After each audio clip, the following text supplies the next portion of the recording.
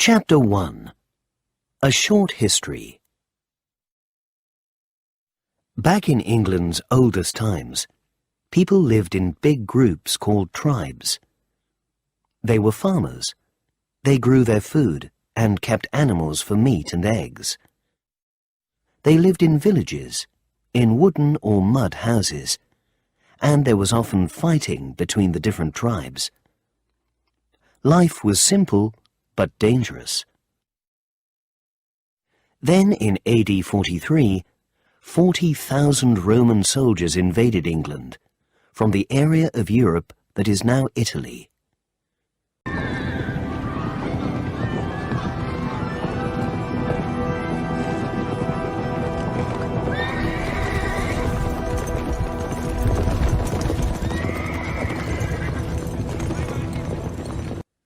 The Roman army was very well organized and had good weapons. The soldiers built a wall around themselves every night so they were safe. They moved across the country, fighting and winning battles against the different tribes, and after 4 years they controlled the south of England. The Romans had to fight for many years before they controlled all of England. They made many changes in the country, such as building towns and cities and good roads. They brought a new language to England, Latin, and made laws, so people knew what they could and could not do. The religion of Christianity came to England in Roman times too. The Romans never took control of Scotland, which is north of England, and Scottish tribes came to fight against them in the north of England again and again. Because of this, in the 2nd century AD, the Romans built a wall to stop the Scottish tribes coming to England. This wall between England and Scotland was 120 kilometers long and was called Hadrian's Wall.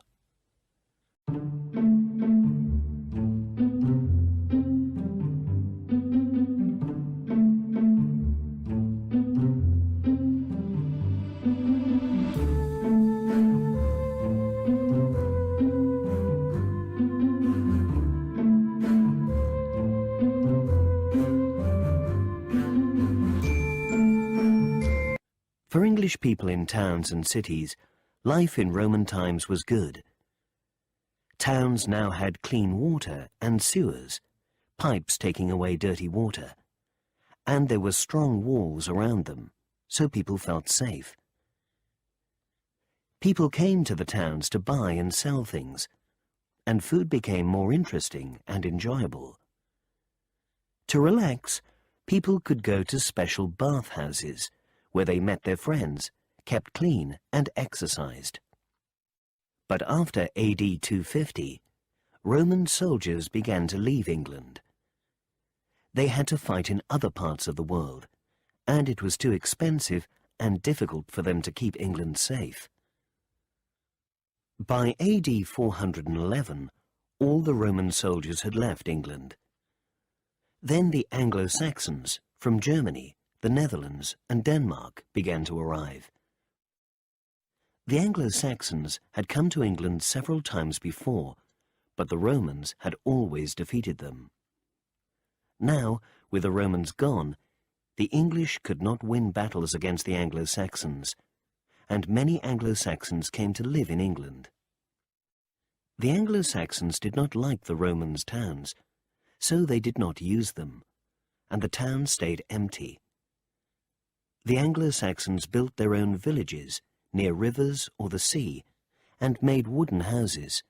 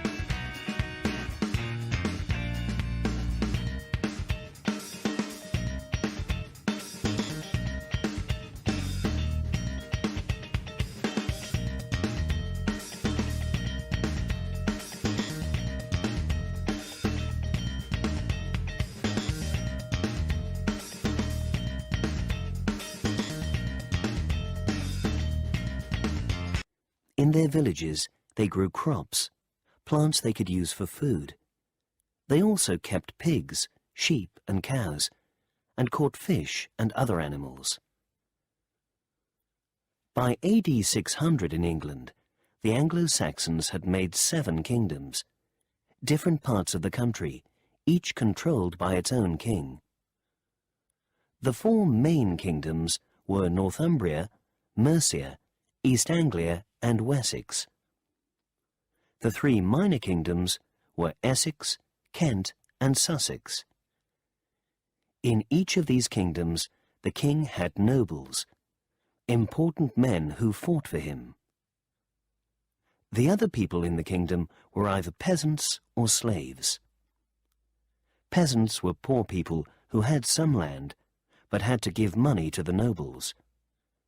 Slaves had nothing, and had to work for other people for no money at all. People bought and sold slaves like animals. The Anglo-Saxons stayed in England, but in AD 793, a new group of people invaded the country. The Vikings from Norway, Sweden and Denmark wanted good farming land. They came to England in strong wooden ships, and soon they took control of many parts of the country. But the Anglo-Saxon king of Wessex, Alfred the Great, won a big battle against the Vikings. After this, part of England, called Danelaw, was given to the Vikings, but the Vikings had to promise not to invade other parts of the country. After Alfred the Great died, the Viking and Anglo-Saxon parts of England came together, and England was now ruled as one country with one king. The Vikings and the Anglo-Saxons continued to fight a lot, and for a while England had Viking kings. But by 1042, the Anglo-Saxon King Edward ruled England. With Edward as the king, London became the most important city in England. Edward had many nobles, and he let them become very powerful. He had no children, so when he died, one of his nobles, Harold, became the king. But Edward's cousin William, a Norman from the north of France, believed that he should be the King of England. In October 1066, William brought a big Norman army from France to England. The Normans fought against Harold and his soldiers at the Battle of Hastings.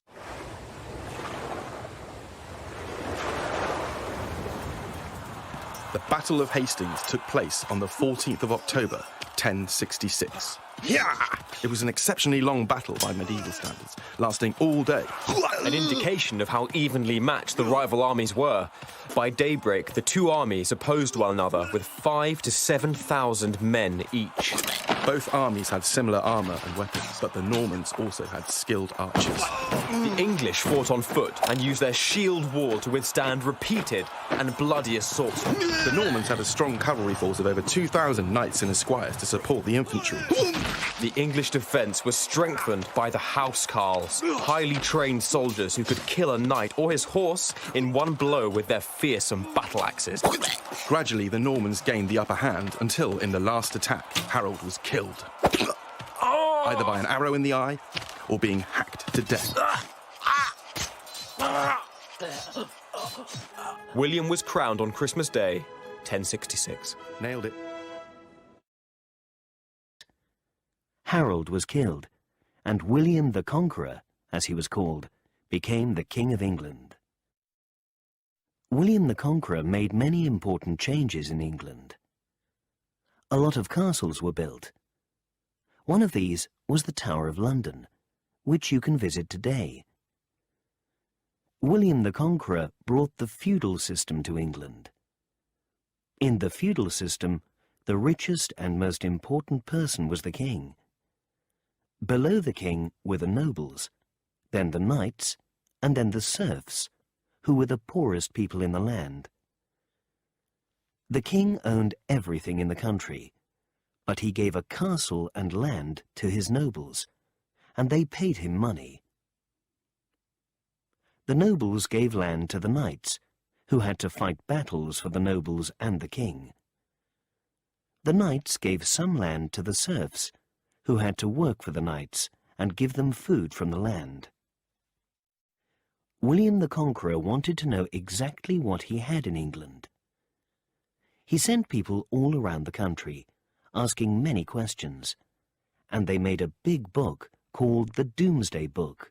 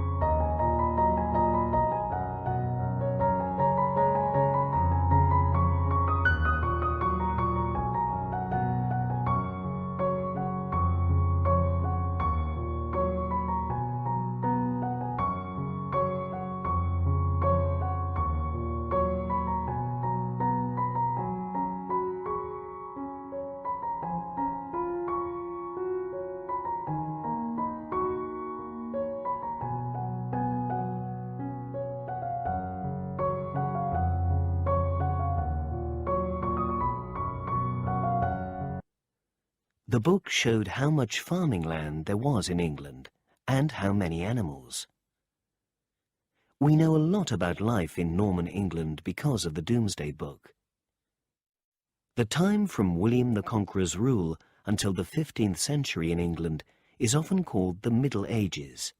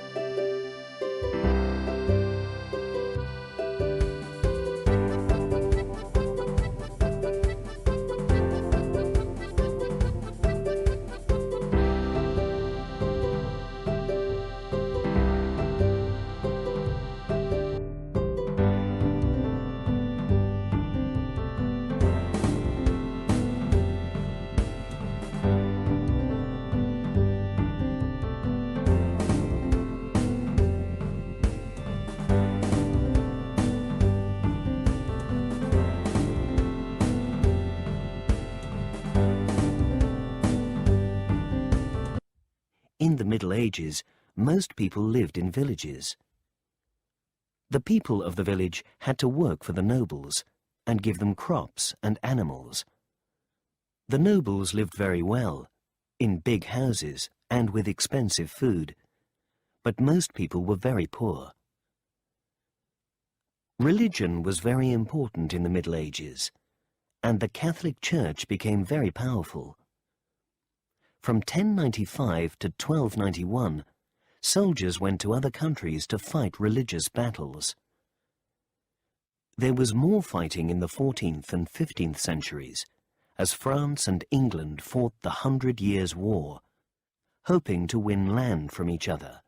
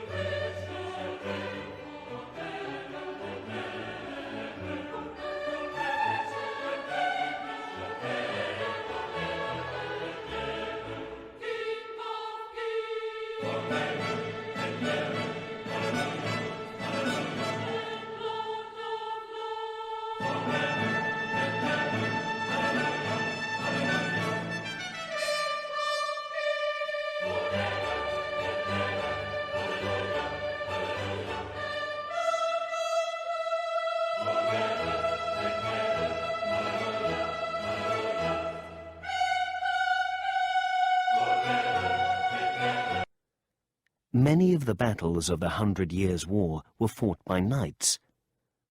As well as fighting battles for nobles and for the king, knights also fought as a sport in competitions called jousting tournaments.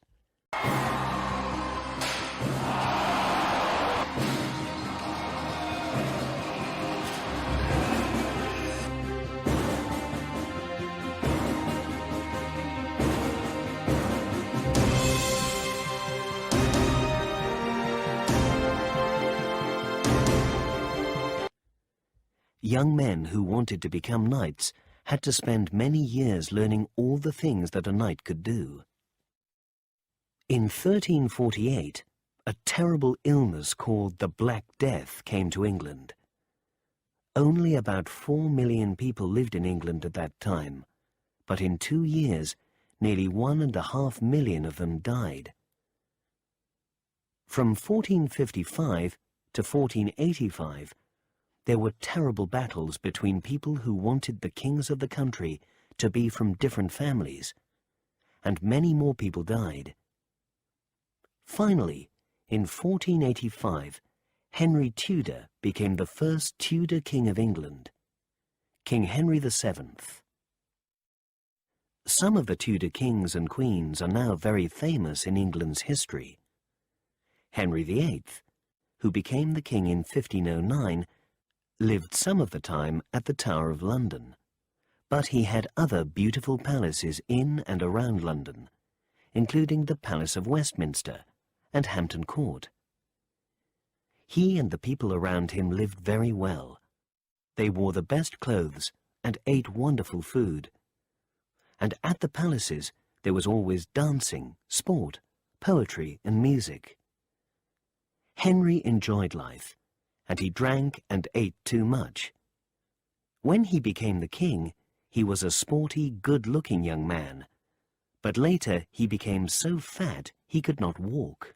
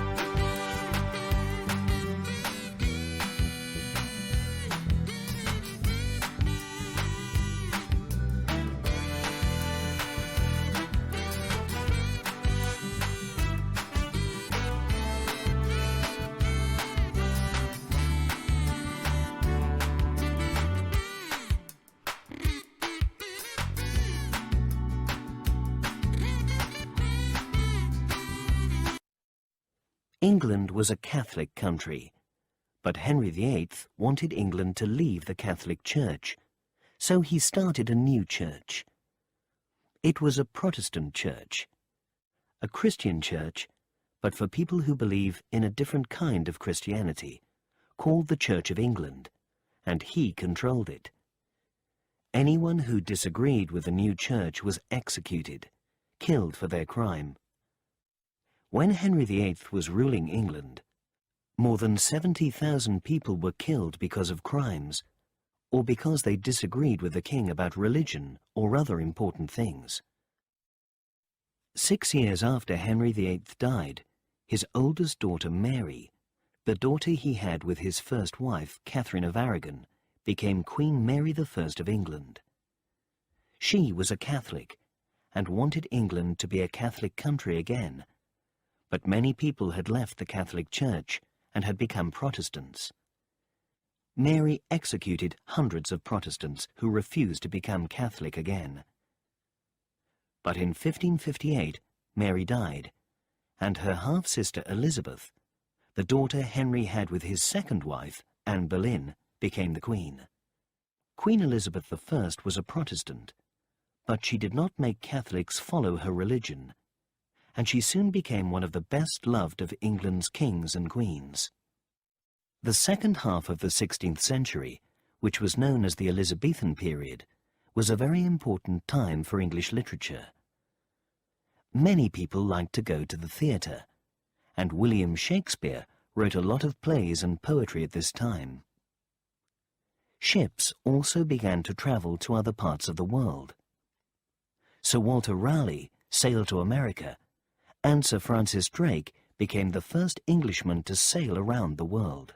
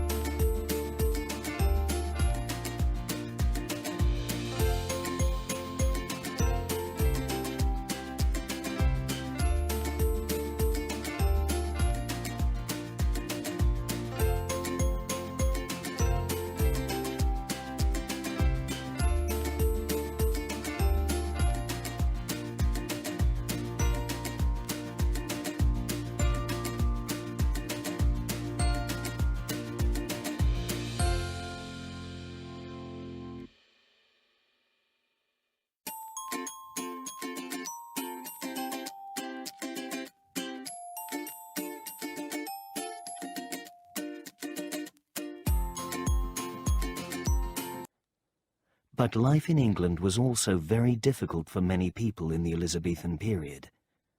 There was less work in farming now, and a lot of people were very poor. There was a lot of crime, but no police, and when people were caught for crimes, they were often executed. After Queen Elizabeth I died in 1603, kings and queens called the Stuarts came to power in England. The Stuarts were from Scotland, and for the first time they ruled both England and Scotland. The second of the Stuart kings was Charles I. He argued with Parliament because he spent a lot of money fighting wars in Europe, and in 1642 he started a civil war. For 7 years, the king's men and Parliament's men fought against each other, and thousands died. But with Oliver Cromwell as leader, Parliament's army became very strong and fought very well, and in 1649 they won the war.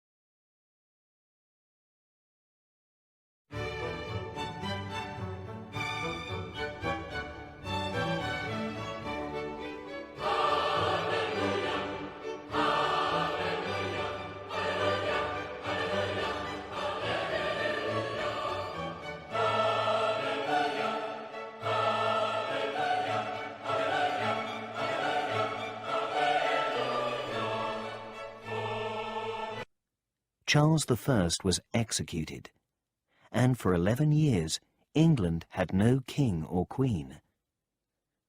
The country was ruled by Cromwell and Parliament. Cromwell was a Puritan, a Protestant who believed in a simple, hard-working life, and when he ruled, there was no sport or dancing in England, and theatres were closed. When Cromwell died, England was ready to have a king again, and the Stuarts came to power once more. There were some difficult times for England in the second half of the 17th century.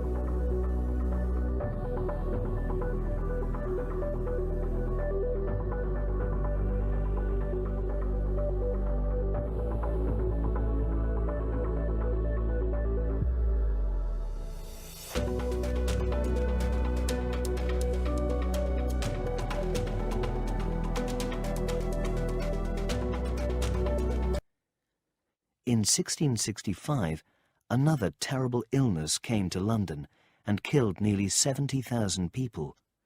And a year later, large parts of London were burnt down in the Great Fire of London. At 1 o'clock in the morning on the 2nd of September 1666, Tom Farriner was asleep over his bakehouse in Pudding Lane in the City of London when a servant rushed in to wake him. The bedroom was full of smoke and the staircase was already in flames. He, his wife, daughter and the servant escaped through a small window and watched the blaze spread to the neighbouring timber houses. The Great Fire of London had begun. What started as a small fire raged for 4 days as an enormous fire which could be seen from 40 miles around the capital. The Great Fire of London destroyed 2/3 of the city, over 13,000 houses, 430 streets and 89 churches. People whose homes had burned down had to live in tents in the fields around London while their houses were rebuilt. Amazingly, there were only 6 recorded deaths relating to the fire, but the rebuilding work took over 50 years. The reason why we know so many details about the fire is that 2 men who were alive at the time kept diaries in which they described the dramatic events. They were Samuel Pepys and John Evelyn. To prevent such a disaster happening again, King Charles II commanded that all new houses in London should be of stone and brick and not wood. Christopher Wren, a famous architect of the time, constructed St Paul's Cathedral as well as many churches. He also designed a monument to remember the Great Fire of London, which still stands today. There were many other changes at this time too. England now traded, bought and sold things with many other countries, so English people could get different foods like tomatoes, chocolate, coffee and tea for the first time. People continued to work on the land, but now there were other jobs in cloth making or glass making and in the coal or iron industries. London was rebuilt with wider roads and many beautiful new buildings, and scientists like Sir Isaac Newton began to do important work and learn many interesting things. Newton, Sir Isaac, was an English mathematician and physicist, considered one of the greatest scientists in history. Today, we gathered 10 interesting facts about Sir Isaac Newton to share it with you guys, so Newton, Sir Isaac, was an English mathematician and physicist, considered one of the greatest scientists in history. Today, we gathered 10 interesting facts about Sir Isaac Newton to share it with you guys, so Newton, Sir Isaac, was an English mathematician and physicist, considered one of the greatest scientists in history. Today, we gathered 10 interesting facts about Sir Isaac Newton to share it with you guys, so stick around. Newton, Sir Isaac, was an English mathematician and physicist, considered one of the greatest scientists in history. Today, we gathered 10 interesting facts about Sir Isaac Newton to share it with you guys, so stick around. Number 1. Sir Isaac Newton was born premature and had little to no chance of survival. Fact number 2. His father was also called Isaac Newton, so he was named in honor of his father, who passed away just 3 months before his birth. Fact number 3. During his school-age years, he disliked poetry and literature, and was fascinated by technology and mechanics. Fact number 4. Newton did not like criticism, and made lifelong enemies with those who criticized him. Fact number 5. The Principia Mathematica was published by Newton in 1687. It was the work of thinking for almost 20 years. It contained the concept and theories of universal gravitation, the 3 laws of motion, and his theory of calculus. Fact number 6. Newton suffered twice with a nervous breakdown when he suspected that his friends conspired against him. Fact number 7. There is no concrete evidence about the famous apple hitting Newton in his head and inspiring him about his research on gravitation. Fact number 8. The first flight to the moon was possible only because of Newton's discoveries about the movement of planets and the speed of light. Fact number 9. The tooth of Isaac Newton was sold in 1816 at an auction for approximately $3,600. Fact number 10. He wrote more about religion and alchemy than he did for science. However, that side of him was remained hidden. England started its first colonies too. These were other parts of the world, like America, which were ruled by England. For the first time in the 17th century, people from England went to live and work in these places. There was one more important change as England entered the 18th century. In 1707, the Act of Union brought England, Wales and Scotland together with one parliament as Great Britain.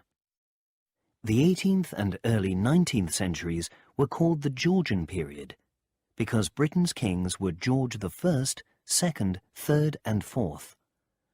But during this time, kings became much less powerful, and Parliament really began to rule the country. An industrial revolution began in Britain too. Machines were built, and they were used in many different industries. People could now make many things very quickly, and because of this, towns began to grow. The economic developments of the 1800s saw the development of agrarian and handicraft economies in Europe and America transform into industrial urbanized ones. The term to describe this phenomenon would be known as the Industrial Revolution, and was first used by French writers, but made popular by English economic historian Arnold Toynbee. The Industrial Revolution was underpinned by the Agricultural Revolution. From the mid-18th century to the mid-19th century, agricultural production increased significantly. the huge increase in food output supported the expansion and sustained a large population and boosted trade. The increased use of machines over human or animal power in farming also meant that less farm workers were needed, and they could leave the land to industrial towns. Better metals and richer fuel also contributed to industrialization by creating the steam engine, an integral machine to industrialization which powered factories, locomotives and ships. The new steam engines used coal and iron, both in their construction and as fuel, increasing demand for these resources. Roads, canals and railways changed Britain dramatically, connecting Britain and allowing goods to be sent over long distances. Visually, the revolution was clear in the new industrial towns, with smoking factories dominating the skyline. The cities were horrible to live in, overcrowded and dirty with dangerous conditions in the factories and strict rules and punishments. The Industrial Revolution saw mechanization in factories of the textile industry, which was previously manufactured in the home, creating the term cottage industry. Now, production could be increased on a large scale because of new inventions such as the spinning mule and the power loom. The iron industry developed with Henry Bessemer's inexpensive process for mass-producing steel. Iron and steel were key materials for constructing the tools and machinery, steam engines and ships needed for the industrial progress. Industrial labor opportunities drew people to the cities from the countryside, to such an extent that in 1750 only 15% of the population of Britain lived in towns. By 1850, over 50% of the entire population of Great Britain lived in either a town or a city, and by 1900 it was 85%. London had 4.5 million people, Glasgow 760,000, Liverpool 685,000, and Manchester and Birmingham 500,000. Great Britain was the birthplace of the Industrial Revolution and was the only mature industrial economy for a long time. Historians have speculated that this was because, as an island, there was relative peace and stability for Britain compared to mainland Europe. Rather than spending on a large defensive standing army, capital could be spent on other ventures, and there was confidence for investors.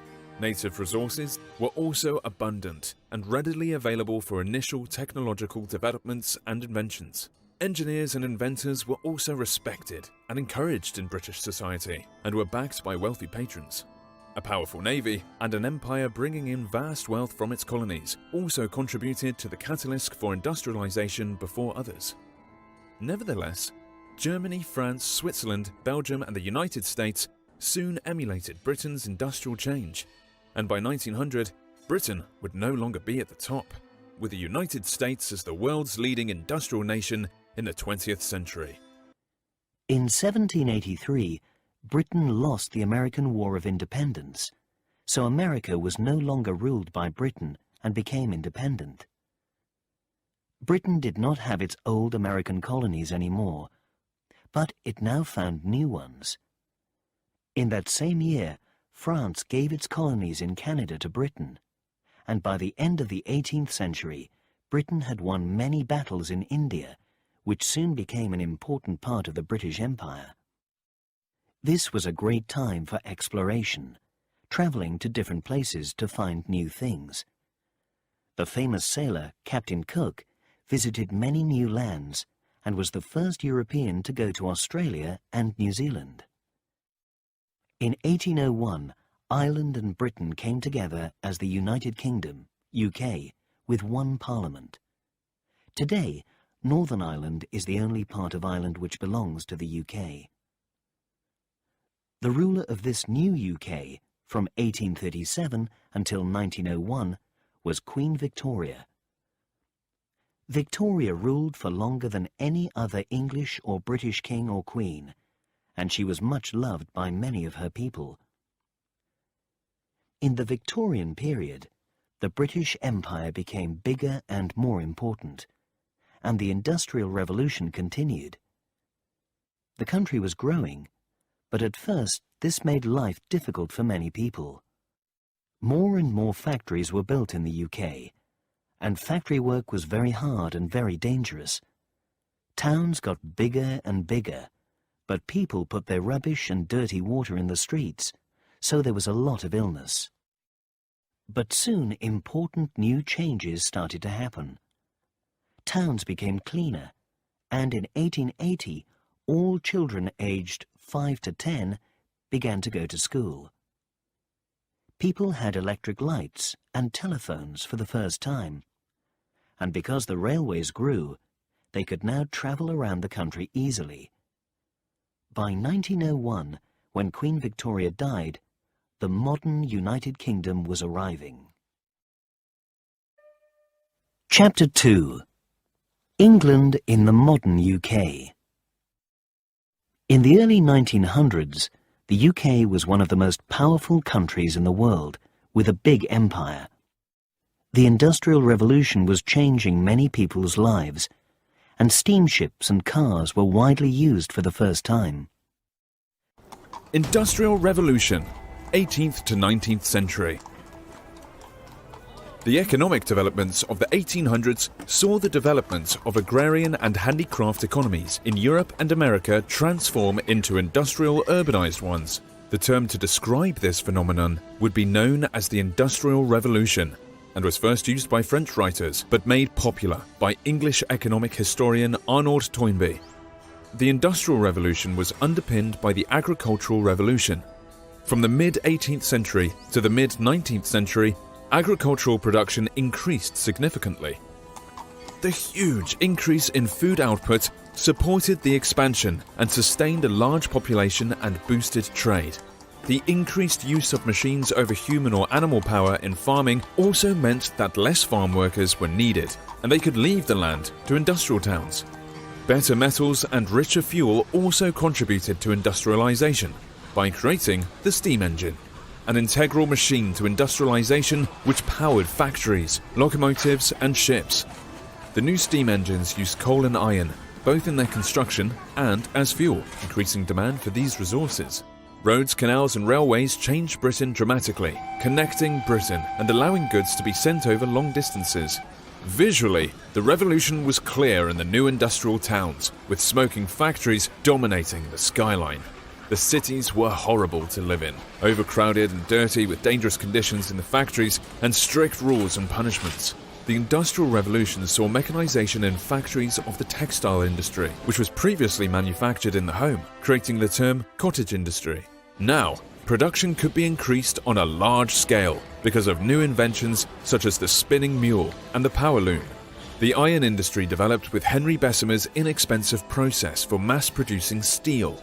Iron and steel were key materials for constructing the tools and machinery, steam engines, and ships needed for the industrial progress. Industrial labor opportunities drew people to the cities from the countryside, to such an extent that in 1750 only 15% of the population of Britain lived in towns. By 1850, over 50% of the entire population of Great Britain lived in either a town or a city, and by 1900 it was 85%. London had 4.5 million people, Glasgow 760,000, Liverpool 685,000, and Manchester and Birmingham 500,000.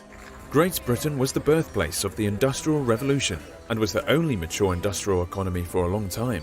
Historians have speculated that this was because, as an island, there was relative peace and stability for Britain compared to mainland Europe. Rather than spending on a large defensive standing army, capital could be spent on other ventures, and there was confidence for investors. Native resources were also abundant and readily available for initial technological developments and inventions. Engineers and inventors were also respected and encouraged in British society and were backed by wealthy patrons. A powerful navy and an empire bringing in vast wealth from its colonies also contributed to the catalyst for industrialization before others. Nevertheless, Germany, France, Switzerland, Belgium and the United States soon emulated Britain's industrial change, and by 1900, Britain would no longer be at the top, with the United States as the world's leading industrial nation in the 20th century. Rich people lived very well, with beautiful houses and servants, but poor people had few clothes and little to eat, and their children were often ill. Life was difficult for women in the UK at this time too. People expected women to stay at home with their families, and they could not get well-paid jobs. It was very difficult for women to go to university, and they could not vote. In 1903, a group of women called the suffragettes led by Emmeline Pankhurst, organised meetings and marches, asking for Parliament to give women the vote.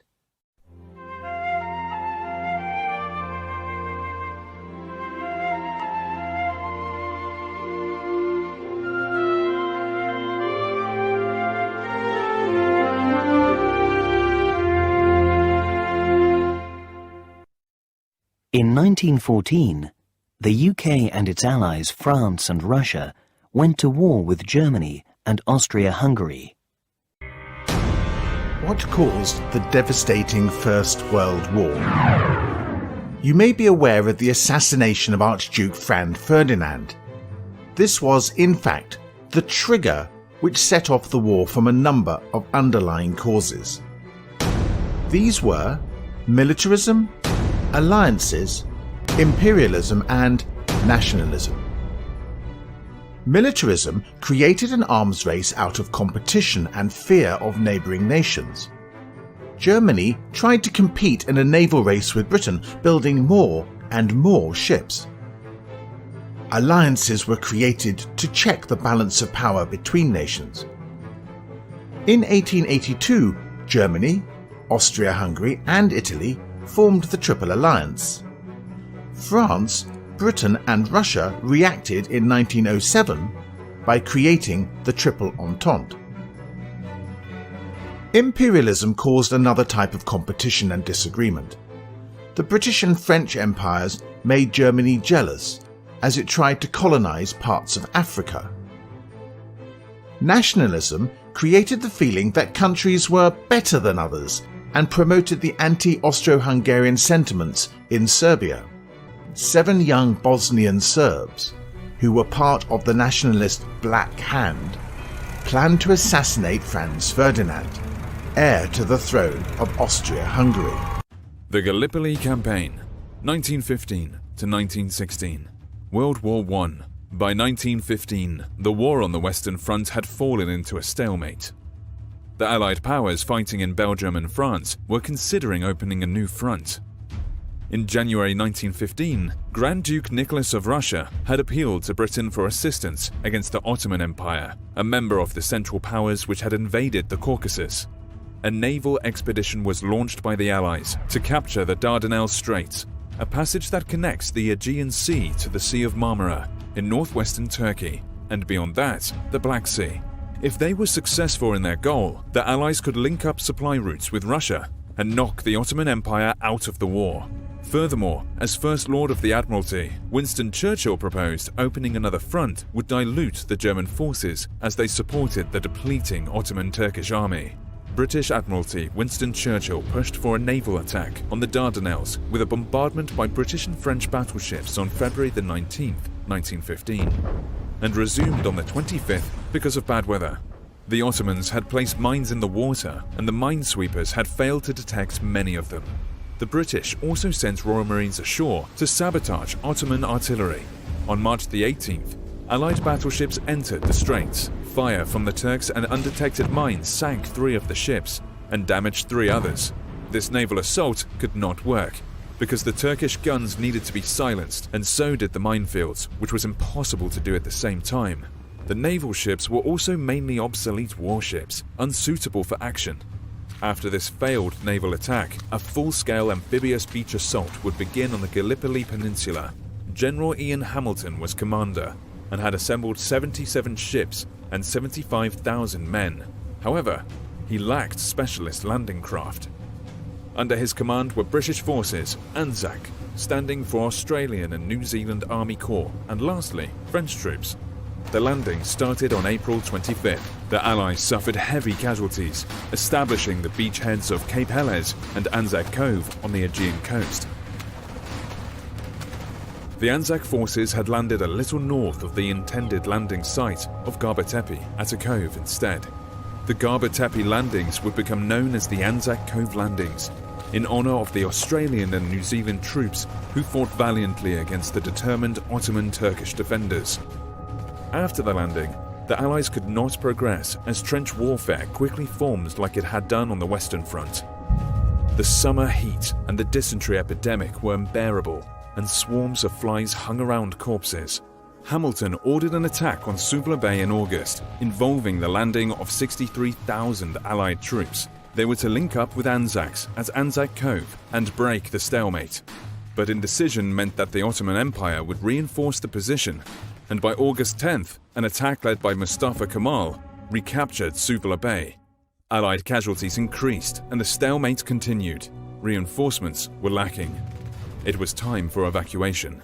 The order to evacuate the Allied troops was given on the 7th of December, with the last troops leaving Suvla Bay and Anzac Cove before dawn on the 20th of December 1915. The last troops left Cape Helles on January the 9th, 1916, and the evacuation was a success with no casualties. The Gallipoli campaign was a disaster for the Allies, who suffered more than 250,000 casualties. While on the Ottoman side, they also had an estimated 250,000 casualties. Gallipoli has become a defining moment in the history of both Australia and New Zealand, and has been recognised as their baptism of fire and a key event to their emergence as independent nations. In Turkey, the battle was seen as a significant event in the foundation of modern Turkey, and a final victorious defence before the end of the Ottoman Empire.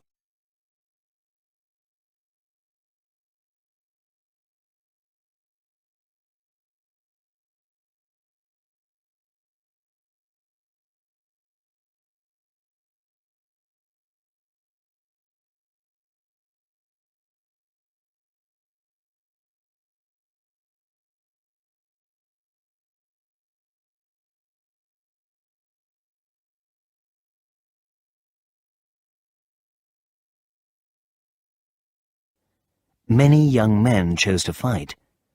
They believed the war would be very short, but it went on for 4 years, and nearly 750,000 soldiers from the UK were killed. The Gallipoli Campaign, 1915 to 1916. World War I. By 1915, the war on the Western Front had fallen into a stalemate. The Allied powers fighting in Belgium and France were considering opening a new front. In January 1915, Grand Duke Nicholas of Russia had appealed to Britain for assistance against the Ottoman Empire, a member of the Central Powers which had invaded the Caucasus. A naval expedition was launched by the Allies to capture the Dardanelles Straits, a passage that connects the Aegean Sea to the Sea of Marmara in northwestern Turkey, and beyond that, the Black Sea. If they were successful in their goal, the Allies could link up supply routes with Russia and knock the Ottoman Empire out of the war. Furthermore, as First Lord of the Admiralty, Winston Churchill proposed opening another front would dilute the German forces as they supported the depleting Ottoman Turkish army. British Admiralty Winston Churchill pushed for a naval attack on the Dardanelles with a bombardment by British and French battleships on February the 19th, 1915, and resumed on the 25th because of bad weather. The Ottomans had placed mines in the water, and the minesweepers had failed to detect many of them. The British also sent Royal Marines ashore to sabotage Ottoman artillery. On March the 18th, Allied battleships entered the straits. Fire from the Turks and undetected mines sank 3 of the ships and damaged 3 others. This naval assault could not work because the Turkish guns needed to be silenced, and so did the minefields, which was impossible to do at the same time. The naval ships were also mainly obsolete warships, unsuitable for action. After this failed naval attack, a full-scale amphibious beach assault would begin on the Gallipoli Peninsula. General Ian Hamilton was commander and had assembled 77 ships and 75,000 men. However, he lacked specialist landing craft. Under his command were British forces, Anzac, standing for Australian and New Zealand Army Corps, and lastly, French troops. The landing started on April 25th. The Allies suffered heavy casualties, establishing the beachheads of Cape Helles and Anzac Cove on the Aegean coast. The Anzac forces had landed a little north of the intended landing site of Gaba Tepe at a cove instead.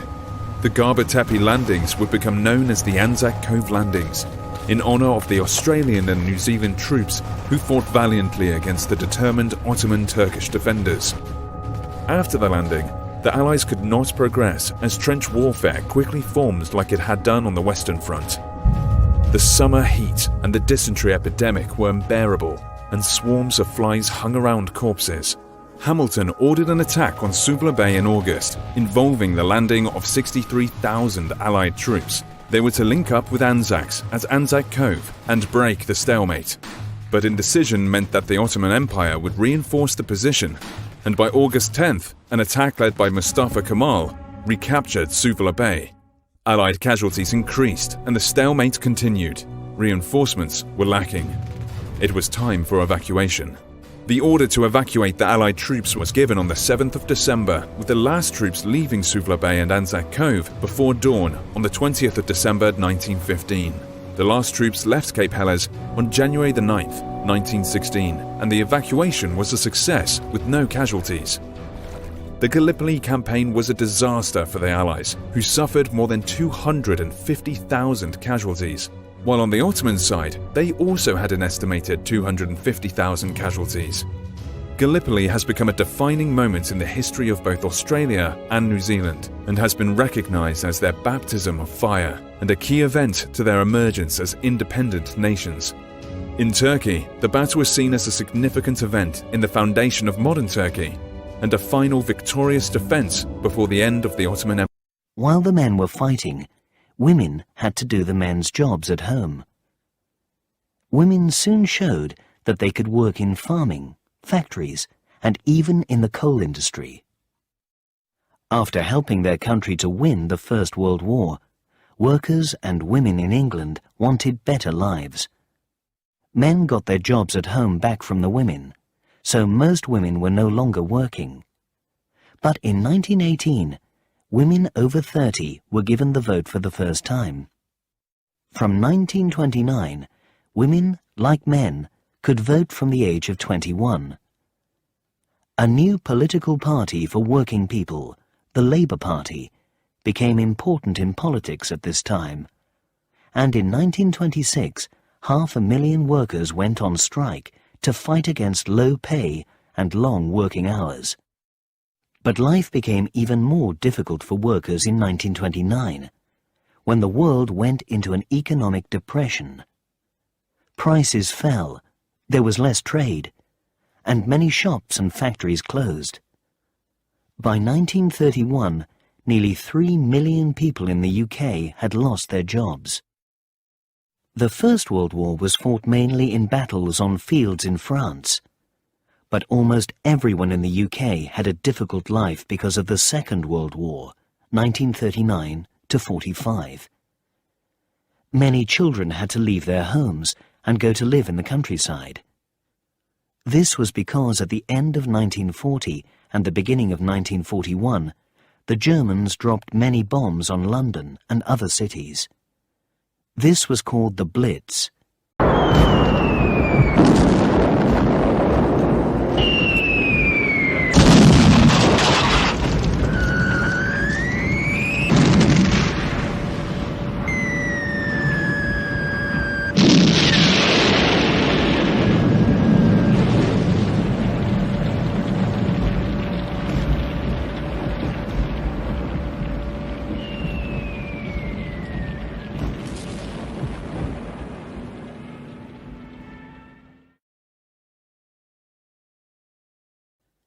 Many people lost their homes and their families, and everyone had to live on rations. They could only buy fixed amounts of many kinds of food. In 1942, Young was pressed into the Red Army like this, along with thousands of other prisoners to fight the German army on the European Eastern Front. After a year of fighting for the Red Army, he was captured again in eastern Ukraine during the Third Battle of Kharkov. This time he was taken prisoner by the German army and pressed into fighting for the Wehrmacht. Young was sent to the Western Front as part of an Ostbattalion, or Eastern Battalion, fighting alongside fellow prisoners. He would help defend against the Allied invasion in Normandy, France, close to Utah Beach. After the D-Day landings in June 1944, with the German defense overrun, Young was captured by U.S. paratroopers, originally mistaking him to be a Japanese soldier in a German uniform. Young was sent to a prison camp in Britain, then transferred to a camp in the United States, where he stayed until the war's end. The Second World War ended in 1945, and big changes were made by a new Labour government. Most importantly, the UK now had a national health service, so anyone who was ill could see a doctor or go to hospital without paying. The government also now gave money to help people who were ill or old or had lost their jobs. Because of the Education Act of 1944, there were also free places in schools for children up to the age of 15. Another change after the Second World War was that more women went to work. They had shown that they could do men's jobs, and many of them had done important war work. In some homes, nothing was different for women, but over the next 50 years, women in the UK slowly saw changes for themselves in education, work, and at home. Their lives would never be the same again. After the Second World War, many of the UK's colonies wanted to rule themselves. The south of Ireland had already become independent from the UK in 1921, so the country had now become the United Kingdom of Great Britain and Northern Ireland. This is an island known by the name of Ireland, and it is divided between the Republic of Ireland and Northern Ireland. The Republic of Ireland is an independent country, whereas Northern Ireland along with Scotland, England and Wales form the United Kingdom. But the question is, why did Ireland get divided? To know the answer to this question, we will have to go back into history. It was 12th century when British involvement in Ireland began with the Anglo-Norman invasion of Ireland, and this would continue till the 20th century. England and native Irish both used to be Catholic nations, but it changed with the emergence of Protestant Reformation in the early 16th century. For those who do not know, Catholic and Protestant are two different branches of Christianity. Then in 1534, the King of England, Henry VIII, broke away from Roman Catholic Church and established Church of England, which meant nation of Ireland was going to be ruled by a Protestant king. Then in 1609, under the kingship of James I, settlement of English and Scottish Protestant population in the north of Ireland was started. This is known by the name of Ulster Plantation. That's why today as well we see Protestant majority in the Northern Ireland. We should know that under various reigns, the Irish population was heavily discriminated, and this led to an increase in Irish rebellions demanding for freedom. Then in 1800, through the Act of Union, Ireland was formally made part of the United Kingdom. After that came a major event. In the late 1840s, Ireland was severely affected by the Great Famine, or known as Irish Potato Famine. The unresponsive attitude of British government towards this famine led to the resurgence of nationalism in Ireland. As a result, the Irish Home Rule movement started in 1870 and lasted till the end of World War I. Finally, in 1921, Anglo-Irish Treaty was signed and a free Irish state with Dominion status was established. But Northern Ireland was kept out of this and still was part of the United Kingdom. The Dominion status was not liked by many. Hence, in 1937, a referendum was held and it led to Ireland becoming a fully independent state. Although much of the things were settled after this, yet a period known as troubles between 1960s and 70s was violent. The reason for this violence can be attributed to the demography of Northern Ireland. In Northern Ireland, a quarter of the people, mainly Catholics, consider Britain as an occupying force. These people who protest against Britain are known as Republicans or Nationalists, who strive for an independent Ireland free from British rule. The rest of the people, mostly Protestant, known as Loyalists or Unionists, want to maintain status quo. To bring stability and peace in the region, an agreement was signed between British and Irish government in 1998, known as Good Friday Agreement. This agreement led to persistence of peace in Northern Ireland. Yet with Brexit, some tensions were escalated. Now with their history in mind, let's quickly discuss the differences between both. Ireland and Northern Ireland are parts of the same island. Upper part is called Northern Ireland and the remaining is called Republic of Ireland or Ireland. So if someone says Ireland, they are probably referring to the Republic of Ireland. In terms of sovereignty, Northern Ireland is part of United Kingdom and the Republic of Ireland is an independent sovereign republic. Head of the state in Northern Ireland is the monarch of United Kingdom, and in Republic of Ireland, the president is the head of the state. Type of government in Northern Ireland is constitutional monarchy, and in Republic of Ireland is parliamentary republic. Religion. Northern Ireland is predominantly Protestant and the Republic of Ireland is Catholic dominant. The Republic of Ireland is a member of European Union, but with Brexit, Northern Ireland came out of the European Union. Like the rest of the United Kingdom, the currency of Northern Ireland is pound, and in Republic of Ireland, it's euro like all other members of the European Union. People from the colonies had fought for the UK during the war, and they felt they had won their freedom. In 1947, India, once a very important part of the empire, became independent.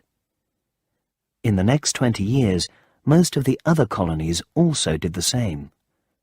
They became independent, but joined the Commonwealth, an organisation of the governments of the UK's old colonies.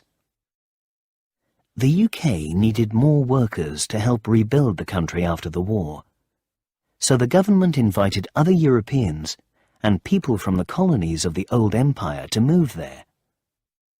Hoping to find good new jobs, many people came, mainly from Europe, India, Pakistan, and the West Indies.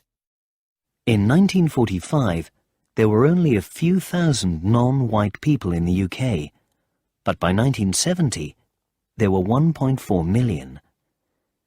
Sadly, there were often problems in later years when some of the people born in the UK felt that immigrants and their families were taking too many jobs. There is some racism when people do not like others because they have a different colour skin in the UK today. But most people do not like racism and want all people in the UK to live together happily. In 1952, Elizabeth II became the new Queen of the UK, and millions of people watched her coronation on TV.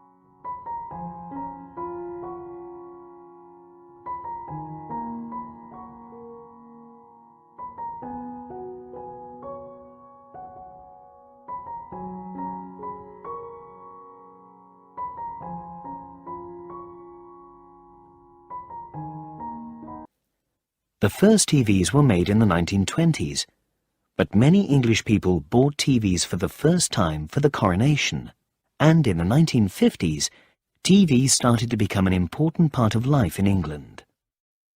There were many changes in the UK in the second half of the 20th century.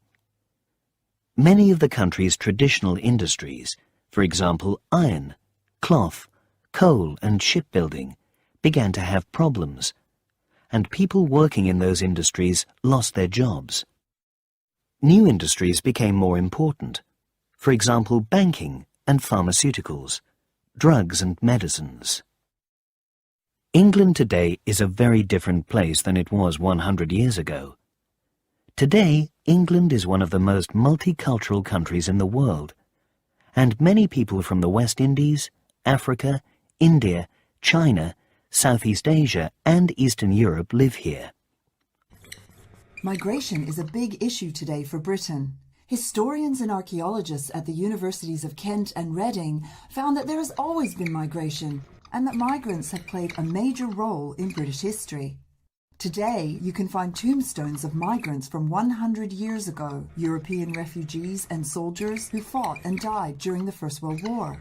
800,000 Indians migrated to Europe. Almost 1 in 10 were killed, and 95,000 Chinese came to Europe for work.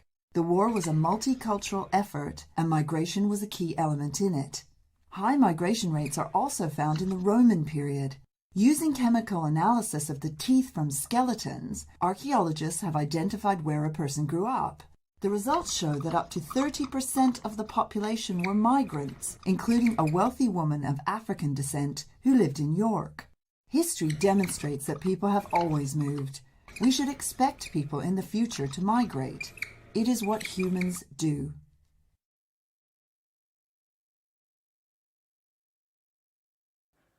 More than 250 different languages are spoken in London.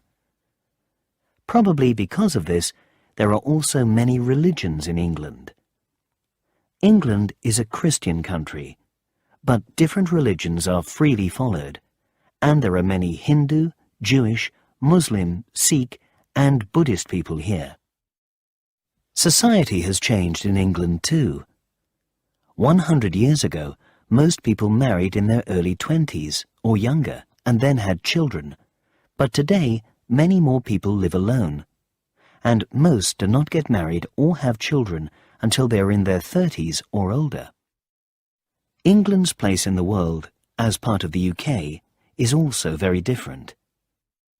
The UK does not have an empire now, but it is an important country in Europe and became a member of the European Union, then called the EEC, in 1973.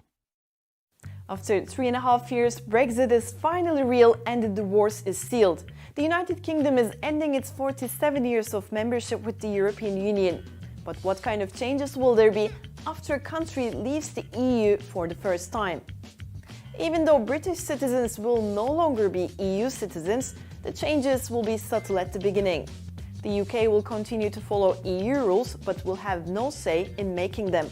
This means freedom of movement of goods, people, services and capital will still apply.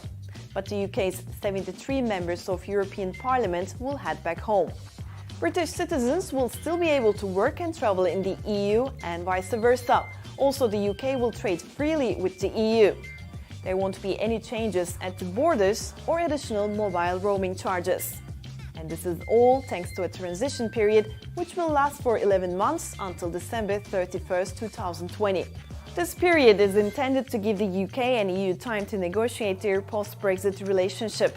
There will be a lot to negotiate, and top of the list for the UK is a trade deal which ensures a tariff and quota-free flow of goods. This is important because 49% of the UK's trade is with the EU. UK's Prime Minister Boris Johnson wants British goods and services to be able to enter the EU without any tariffs or quotas. But according to the EU officials, this plan is a complete no-go, because if they agree to this, they would be giving more power to the UK than the EU members. Another hot topic is fisheries. Many fishermen from neighbouring countries are alarmed, because Brexit might exclude them from fishing in UK waters, which they have been doing for centuries. Fishermen whose households are solely dependent on this definitely would like to see a deal here. Other important negotiation issues will include security, foreign affairs, data sharing and education. EU negotiators have warned that only having 11 months to untangle these issues is unrealistic and want to extend the transition period until 2022. But Johnson seems determined not to extend it beyond the deadline, which brings us back to the no-deal Brexit situation. If the UK and the EU don't come to an agreement, the country will go back to trading under rules set by the World Trade Organization in 1995. This means most UK goods would be subject to tariffs and therefore would cost more. Also, the UK will be treated as a third country for services, losing its access to a single market, mobility rights and recognition of professional qualifications. On the other hand, the free movement of people will end starting from January 1st, 2021, whether or not there is a trade deal between the UK and the EU. Of course, there could always be a deal within the upcoming 11 months, or Johnson could change his mind and try to extend the period. But if he does so, he would need to seal a deal with the EU to extend the transition by July 1st, 2020, just 5 months from now. So the UK is out of the EU, but without a final deal on what a post-transition period looks like. Are they really? The UK works very closely with the United States of America, USA, and it also continues to be a member of the Commonwealth, together with 52 other countries from around the world. Members of the Commonwealth meet every 2 years to decide how they can best work together. Chapter 3. Traditions. Because England is such an old country, it has many traditions. Some of these have come from important or interesting moments in history. Some have come from other parts of the world. Others have come from England's many kings or queens, or from its long religious history. There are special days and festivals throughout the year in England, but only a few are bank holidays, days when people do not have to work. Christmas is one of the most important religious festivals in England. Christmas Day, the 25th of December, and the next day, Boxing Day, are always bank holidays, and most people spend this time with family or friends. Traditionally, people eat turkey on Christmas Day, with Brussels sprouts and cranberry sauce, and for dessert there is usually Christmas pudding, a type of cake made with dried fruit. Not long before Christmas, people decorate their houses and send cards to people they know. On Christmas Day, there are presents from friends and family, and for the children, from Father Christmas, or Santa Claus. Children believe that Father Christmas brings the presents on the 24th of December, Christmas Eve, and leaves them to be opened on the morning of Christmas Day. The very mention of Christmas brings many images into the minds of those who celebrate the joy-filled holiday.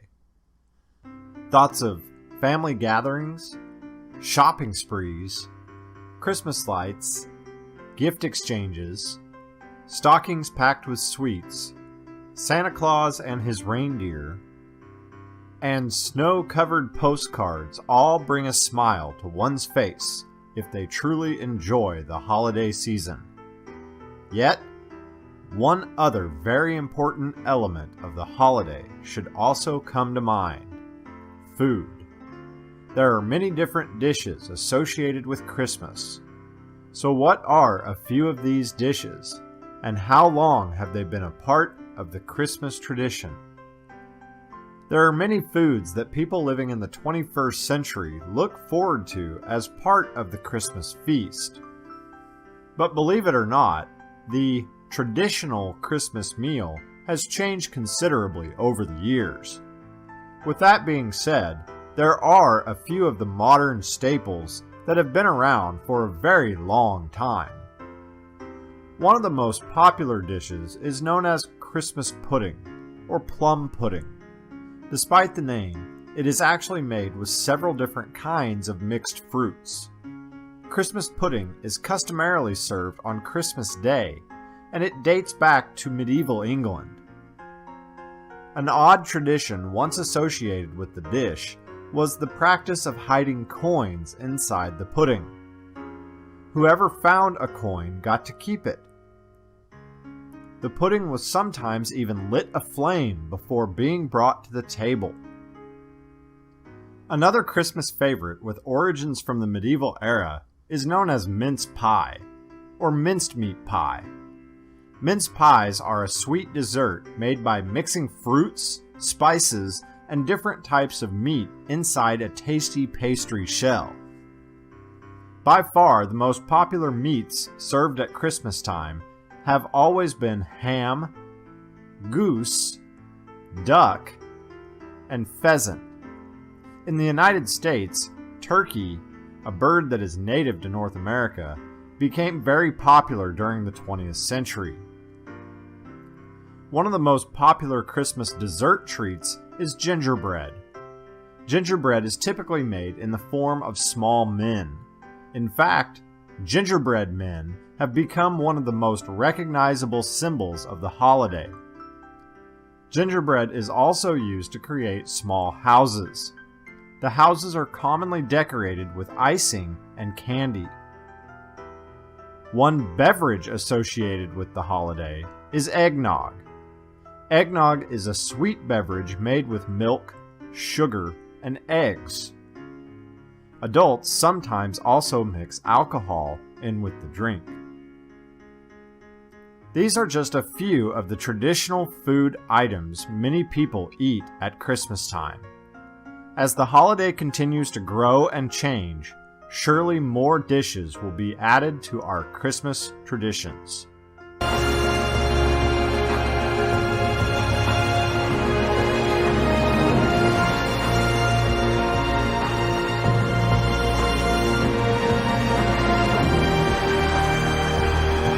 If you like our video, please share this video with your friends.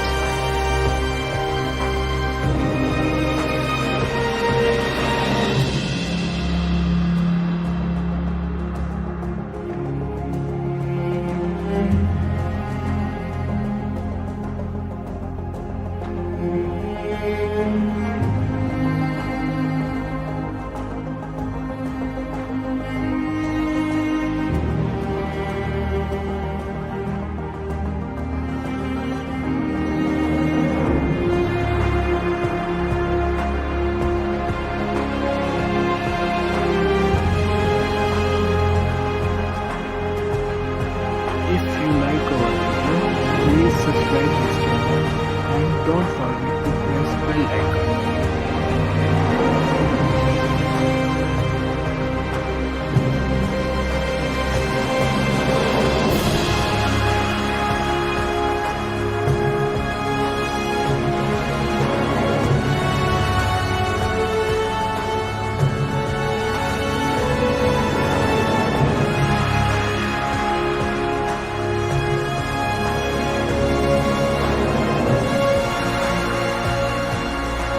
If you want to be the first to see our videos, please subscribe to our channel and don't forget to press bell icon for latest updates.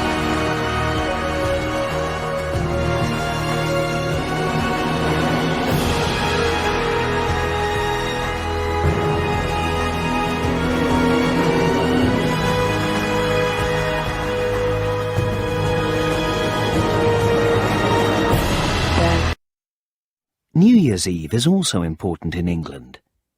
Many people go to the Houses of Parliament in London to hear Big Ben, the bell inside the big clock tower, strike midnight, and to see the wonderful fireworks near the River Thames.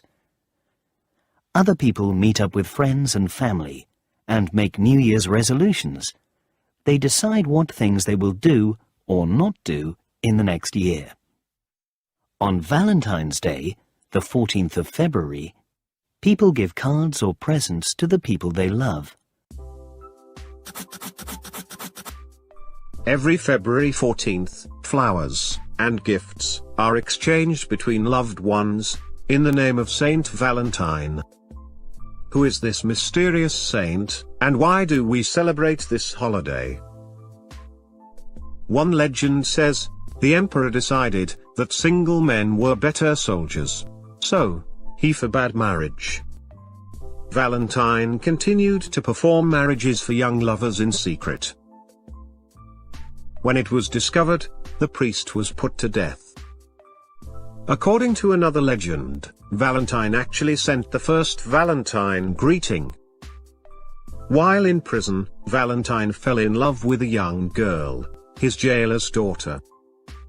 Before his death, he wrote her a letter, and signed, "From your Valentine," an expression that is in use today. Nowadays, lovers express their love by presenting flowers, sweets, and greeting cards, known as Valentines. Modern Valentine's Day symbols include doves, heart-shaped outline, and the Cupid. Here is some interesting statistics about Valentine's Day. On Valentine's Day, 1 billion cards are sent worldwide. Almost 85% of all Valentines are purchased by women. Valentine's Day is #1 holiday for florists. Around 15% of US women send themselves flowers on Valentine's Day. The average number of wedding proposals on Valentine's Day is 220,000. But April Fool's Day, on the 1st of April, is a very different kind of celebration. On that day, people played jokes on their friends and family, and called them an April Fool. People think April Fool's Day started because before 1562, the 1st of April was the first day of the year. In 1562, this was changed, so the 1st of January became the first day of the year. But many people were slow to remember the change, so they were laughed at for celebrating New Year's Day on the 1st of April. There is often special food for festivals in England. Shrove Tuesday, in February, comes the day before the start of Lent, the 40 days before Easter.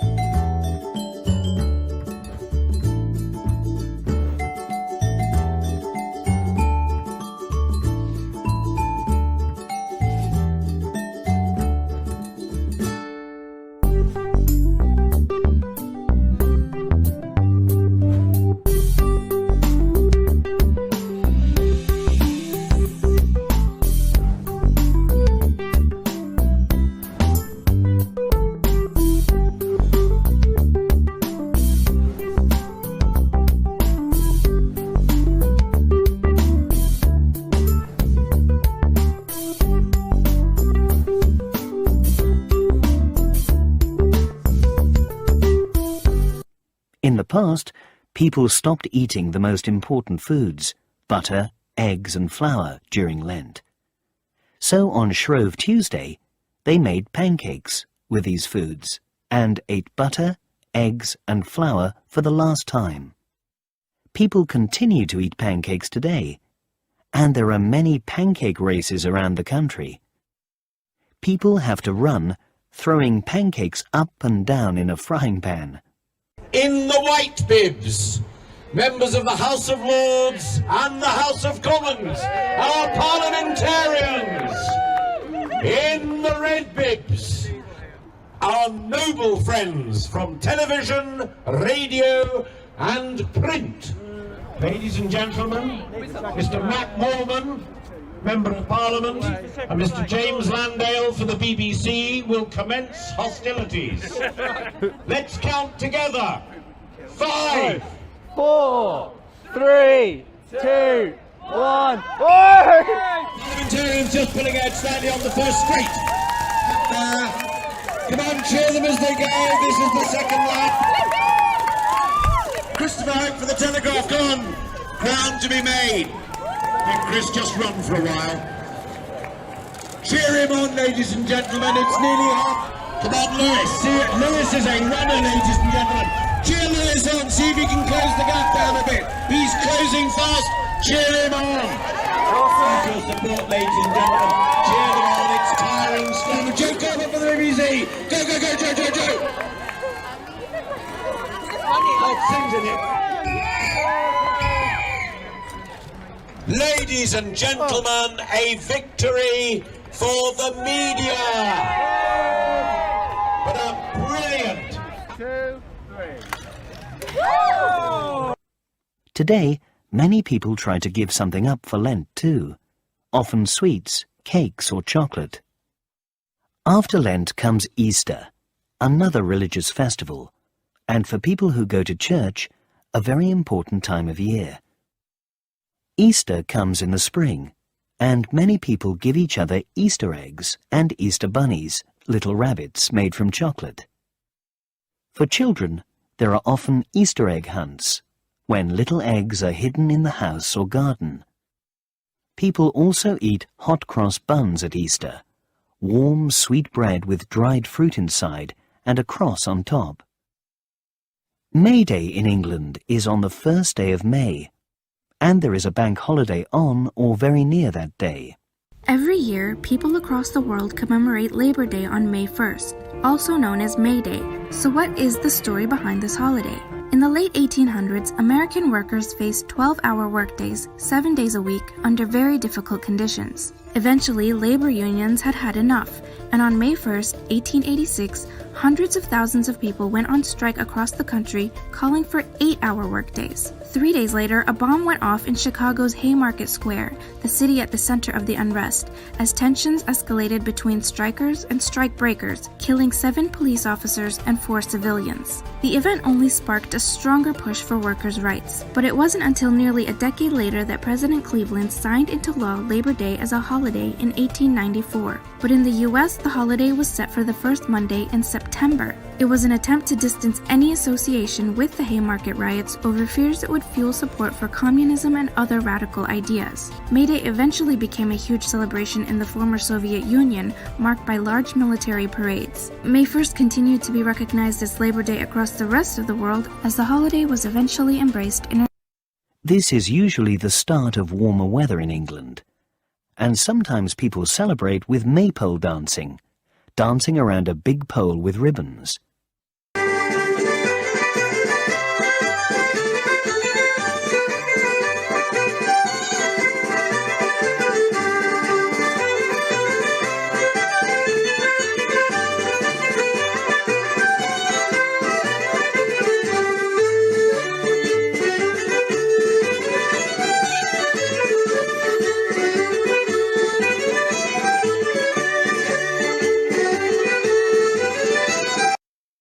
Halloween, on the 31st of October, has become a popular festival in modern times.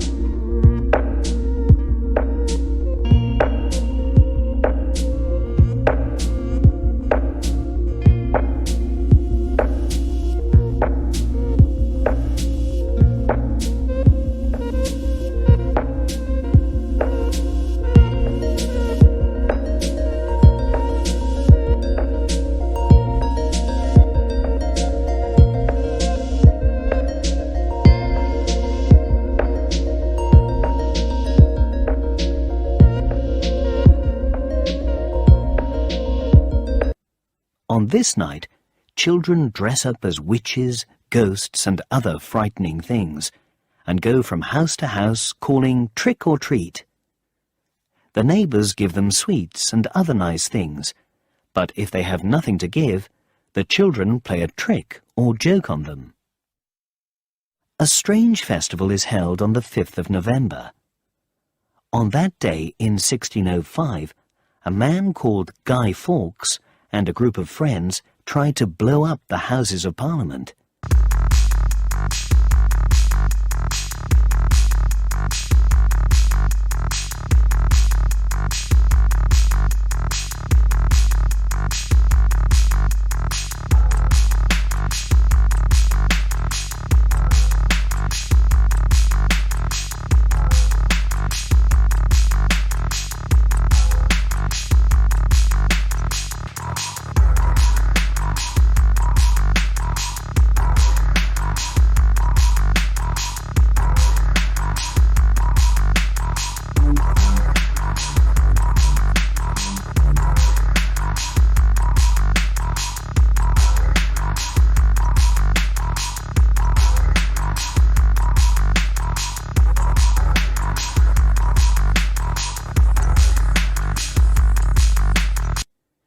They wanted to do this because King James and his nobles were not treating the Catholics in the country well.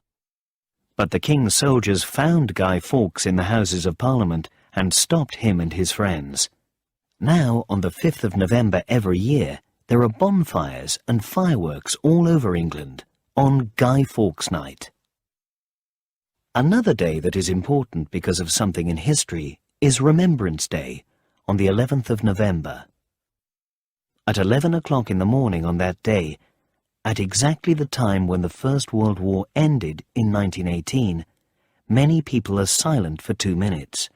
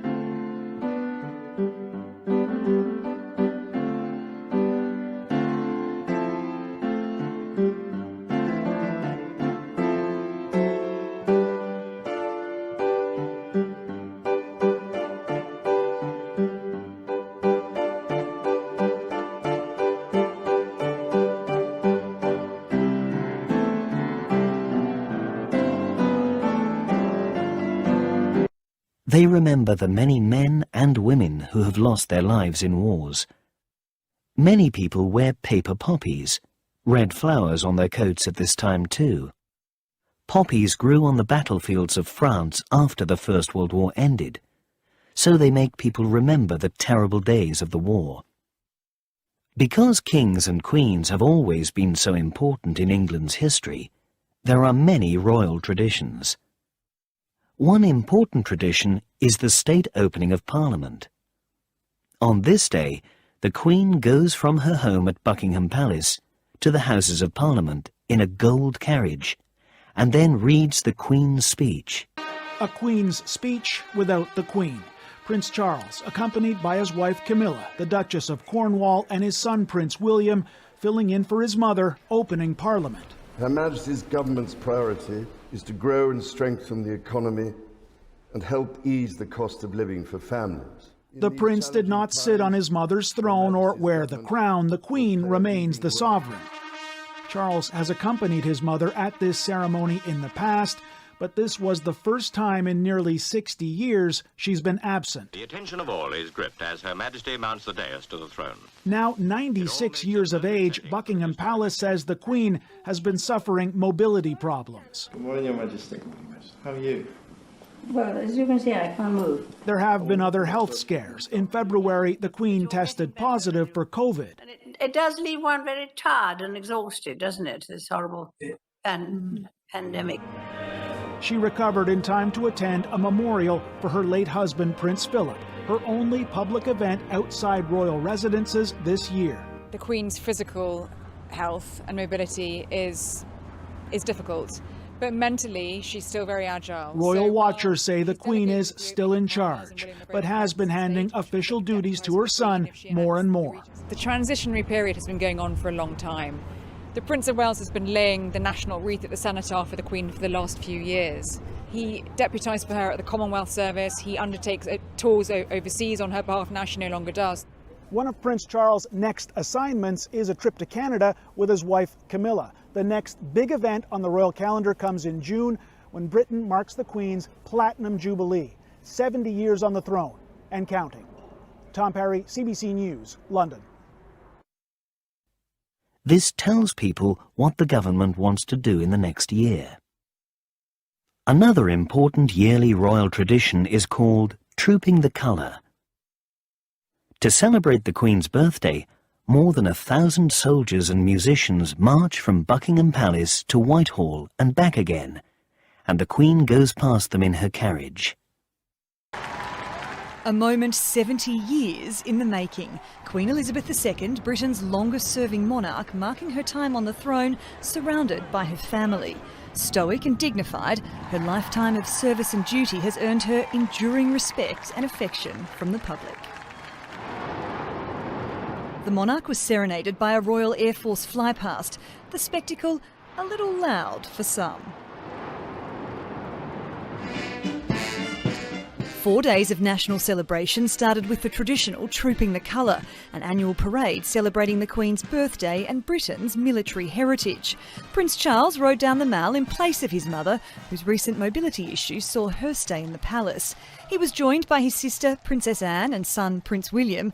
The youngest royals, the Queen's great-grandchildren, were also on display. And while Prince Harry and his wife Meghan were excluded from the balcony appearance, they did watch the parade with other senior royals. Prince Andrew, however, wasn't present.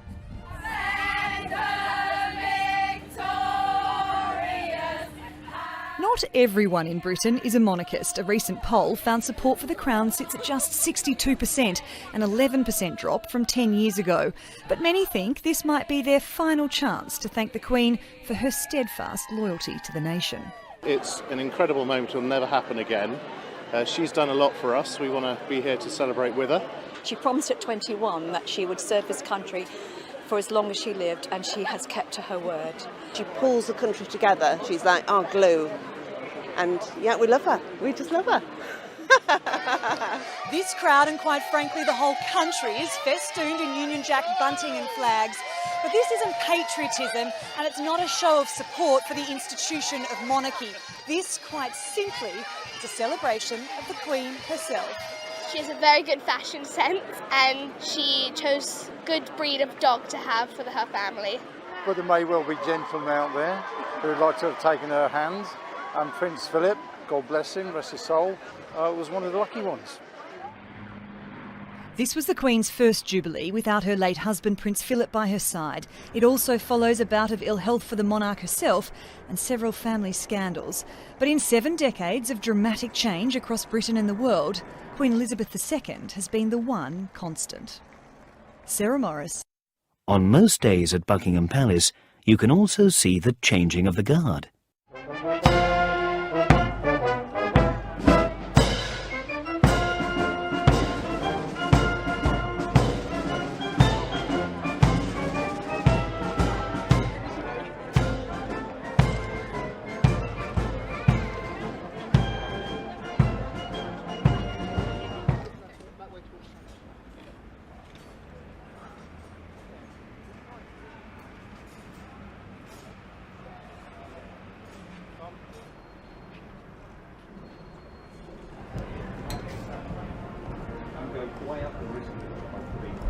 So I think that it definitely has a little bit of a greater significance in that I'm just kind of filling my role that I would normally as a company second in command. For me, it's very special, and I'm just as honored, I think, as any of my other peers to be commanding the Queen's Guard on this one. It's a very special day for me.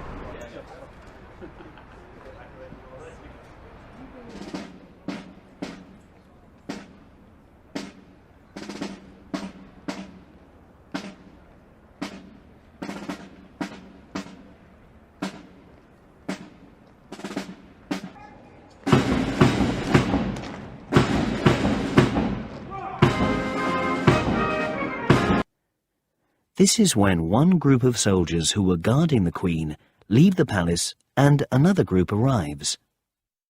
The soldiers who guard the Queen wear red coats and tall hats made from real bearskin. They can march in front of the palace, but when they are standing, they must not move. There are many important traditions in sport in England. One famous example is the Oxford and Cambridge boat race. Oxford and Cambridge are the two oldest universities in England, and because both universities are in cities with rivers, Oxford and Cambridge students have always enjoyed rowing. In rowing, 2, 4 or 8 people move a boat through water with long wooden sticks called oars. They sit with their backs towards the front of the boat, so there is often a person called a cox at the back, telling them where to go. You're not moving right now, but you're about to move a boat longer than this bus. How heavy is that, Oliver? The boat weighs 96 kilos. And how heavy are you? I weigh 102 kilos. Times 8 plus the cogs. 5 1/4 gorillas. And you're moving that all through water. 2 kilometres, that gets you an Olympic medal. But this is the big one, 6 kilometres. But we'll talk about that later. For now, this is about taking the first stroke, using more muscle groups than any other sport. Actually, Nordic skiing. More muscle groups than almost any other sport. Is it just the other boat you're up against? They're a known quantity. Your lot's been fighting them since the 1820s. But right now you've got bigger battles. You've got your mind to calm.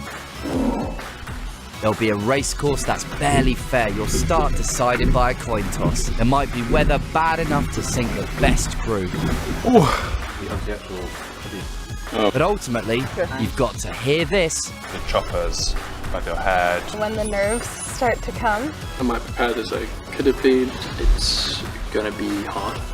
And forget it all when you hear... In 1829, students from Oxford and Cambridge decided to have a rowing race, and since then there has been a race on the Thames every year in spring.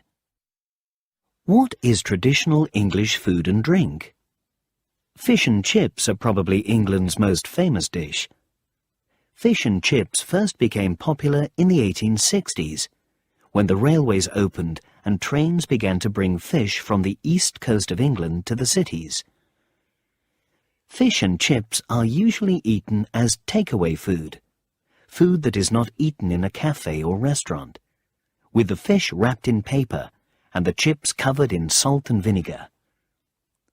Today, Indian and Chinese takeaways are just as popular as fish and chips. England is also famous for its breakfasts. Very few people eat a full English breakfast every day, but you can usually get one in hotels or cafes. The English breakfast is toast, eggs and sausages, often with tomatoes, beans, hash browns, potato cakes, and mushrooms too. Bangers, sausages and mash, a mixture of potatoes with butter and milk, is another traditional dish in England. The sausages are often called bangers because in times of war, when food was rationed, there was usually a lot of water in the sausages. When they were fried, they often blew up. The traditional Sunday lunch is a roast dinner with roast beef, roast potatoes and Yorkshire pudding, a cooked mixture of eggs, flour and milk. However, many English people now eat fewer traditional dishes, and English people now eat lots of different kinds of food from all around the world. But some traditional English food continues to be very popular. English farmers make wonderful cheeses like Red Leicester, Cheddar and Stilton. And at farmers' markets all around the country, people can buy fantastic meat, fish, fruit, vegetables and bread. Tea, of course, is one of the most important drinks in England. And in cafes and at home, many people like to have afternoon tea, which is tea with cakes and sandwiches. English people also like to go to the pub to have a drink and perhaps to eat. These are places where people come together to talk, play games, or watch football or rugby matches. In different areas of England, there are some very strange traditions. At many fairs, you can see Morris dancing.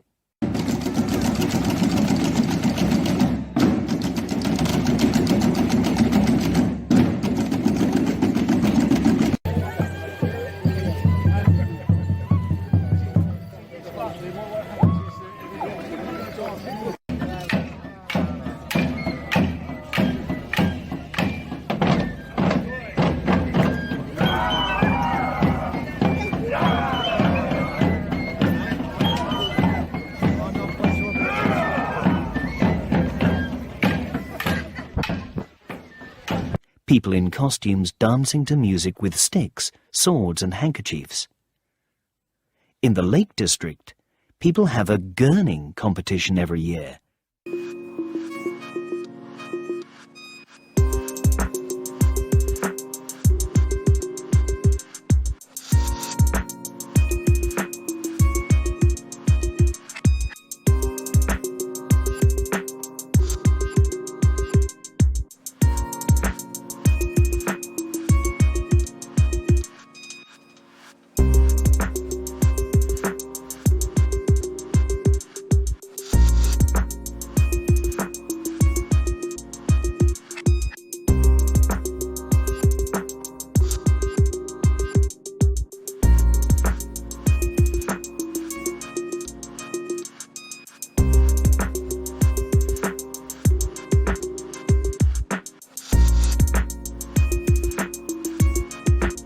Gurning is trying to make a very strange face.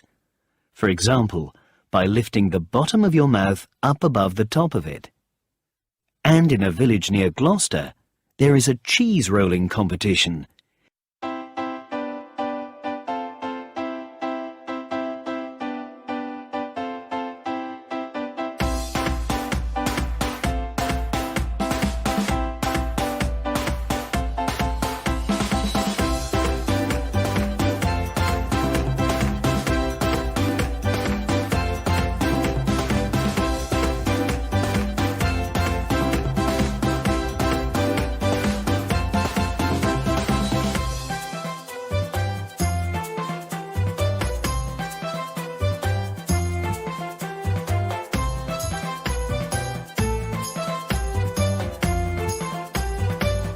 In which people run after a cheese which is moving like a wheel down a very big hill. Chapter 4. Cities and Sights. England has 50 cities and many smaller towns, and there are lots of things to see and do there. The biggest city, and England's capital, is London. Nearly 8 million people live in London, more than in any other European city. The country's government is there, and for people in many different jobs, London is the most important place to be for work. For visitors too, London has many of England's most interesting sights and is one of the most important places to visit. London has many areas which are often very different, even if they are very close. Whitehall and Westminster are the areas where you can see some of London's most famous sights. Here, next to the River Thames, are Big Ben and the Houses of Parliament. At one time, England's kings and queens lived in these buildings, and they were called the Palace of Westminster. But today, Parliament meets here. Near the Houses of Parliament is Downing Street, where the UK's Prime Minister, the leader, lives, and where the government meets. Also near here is Westminster Abbey, a large and very important church where England's kings and queens have had their coronations since the time of William the Conqueror. Following the Thames to the north, and then towards the east from Whitehall and Westminster, you come to the West End.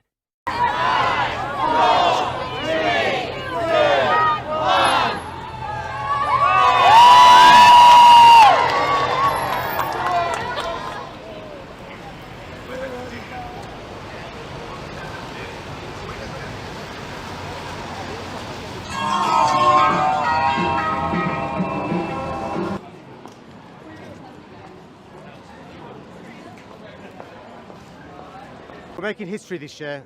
This year we have the biggest ever single opening of the Christmas lights.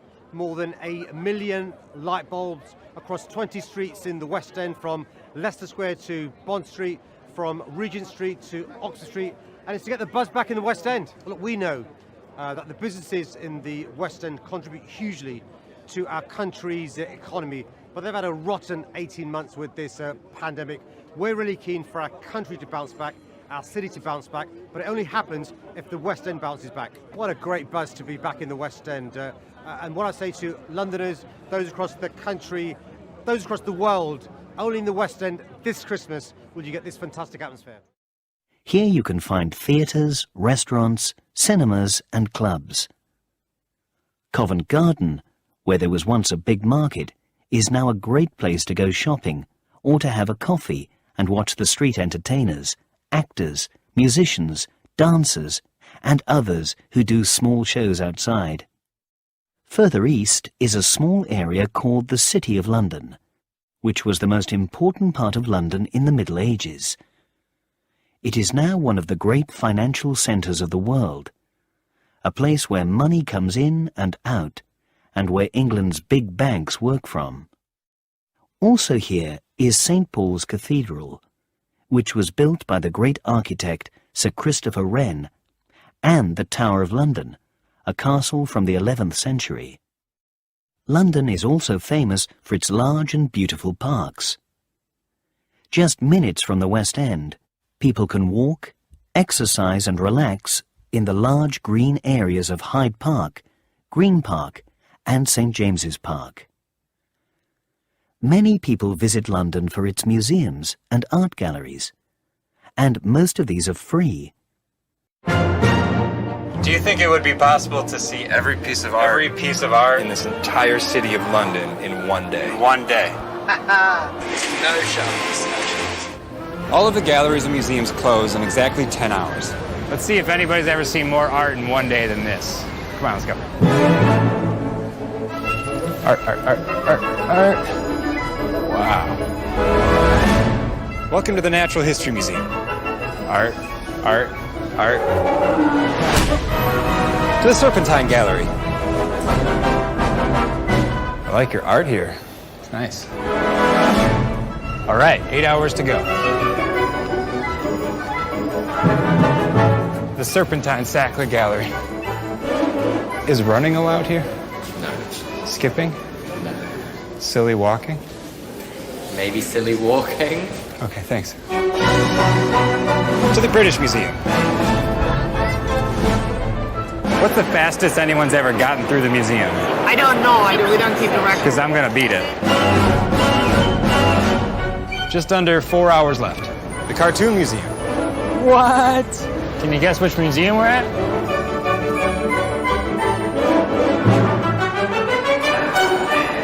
Whitechapel Gallery next. Which one do you recommend? Tate Modern is the most recent Tate in the whole world. Looks like I've got 90 minutes left. That's some big old art. Welcome to Tate Britain. Sorry? We want to see every piece of art in every single museum in London in one day. This is mission impossible. No. I'm a bold man. I'm like Tom Cruise. No. This is the Courtauld Gallery. Martini, please. It's the National Portrait Gallery. Hello. Hi.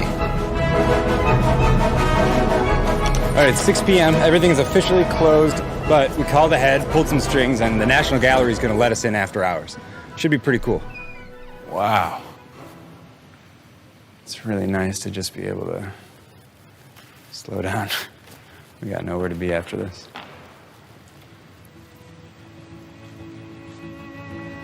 A very wise man, Ferris Bueller, once said,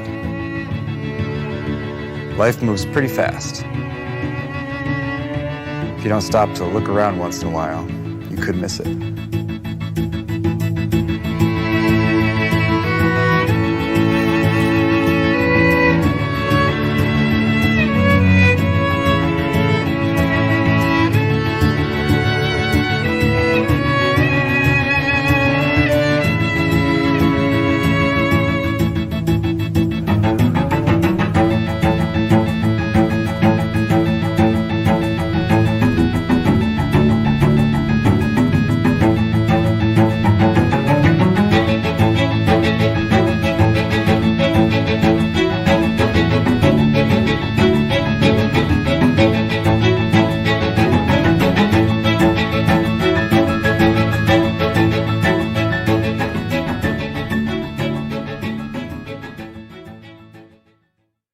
The Tate Modern is the world's largest modern art gallery, and at the British Museum there are several kilometres of rooms with more than 70,000 things to see. Many visitors to London like to take a ride on the London Eye, the largest Ferris wheel in Europe. From the top of the Eye, at 135 metres, you can see many of London's most famous buildings. London is situated in the southeast of England in the Thames Valley. Home to over 8 million people, the capital of the UK has been an important financial, educational and cultural centre for hundreds of years. Of the many gifts England has given to the world, none has been greater than her language and literature. And if ever there's a city that reads like an epic saga, it's London.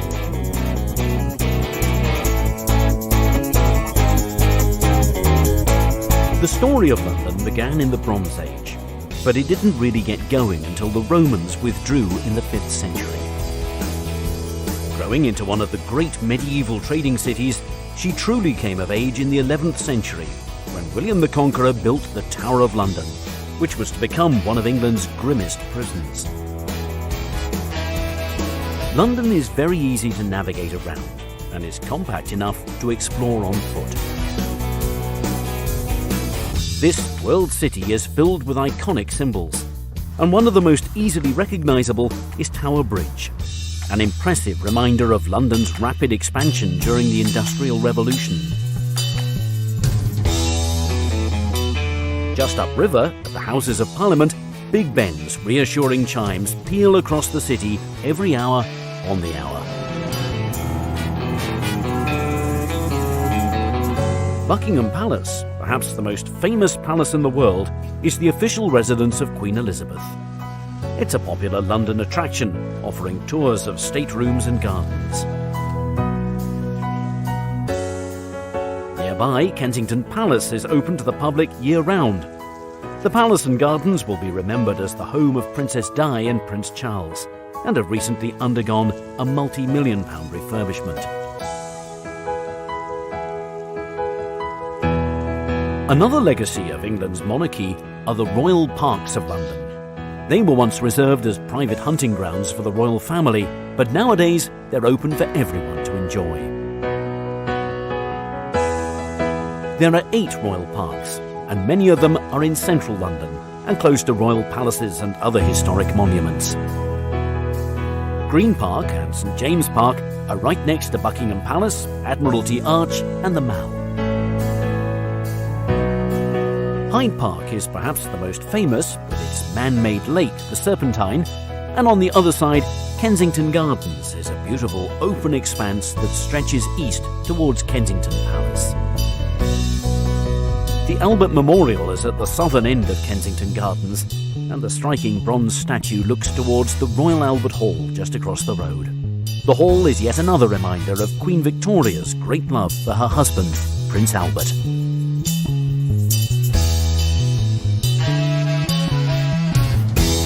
Many of London's greatest stories have begun in her houses of worship, and none is so impressive and important as Westminster Abbey. This is where kings and queens have been crowned, married, and even buried. London was rebuilt after the Great Fire in 1666, and St Paul's Cathedral is the most enduring monument to the city's transformation. It's a great testament to British strength and resilience.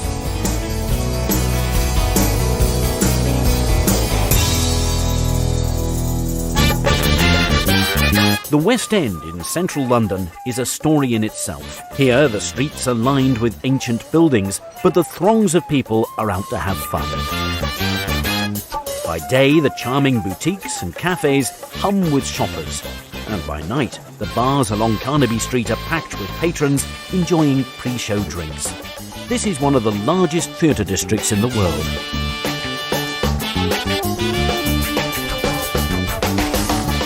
At times it can feel like you're on a Monopoly board, with Coventry Street, Trafalgar Square and Piccadilly Circus all close by. Moving away from the historic centre, London's trendy suburbs offer a different kind of story.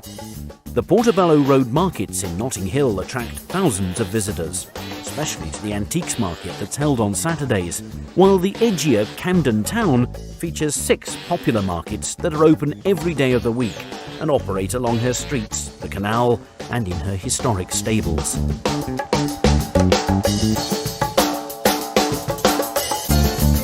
London is a city that honours not only her own story, but also the story of humankind. British Museum is one of the finest in the world, and her treasures cover thousands of years of history and number in the millions. The museum is open every day, and best of all, it's free. From the ancient to the modern, the London Eye offers a complete change of pace and perspective. The massive wheel is over 400 feet high and takes 30 minutes to complete one rotation. From here, you can see the London of old, as well as some of the city's newest additions, all in air-conditioned comfort.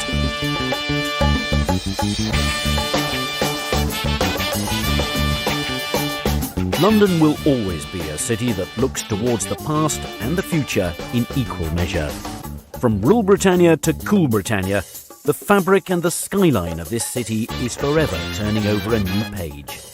Which is, after all, what every great story should do. Not far from London, you can visit 3 interesting and important royal places. Windsor Castle, which continues to be used by the royal family today, Hampton Court Palace, and Kew Gardens. It is less than 100 kilometres from London to Oxford, one of England's most beautiful cities, and home to its oldest university.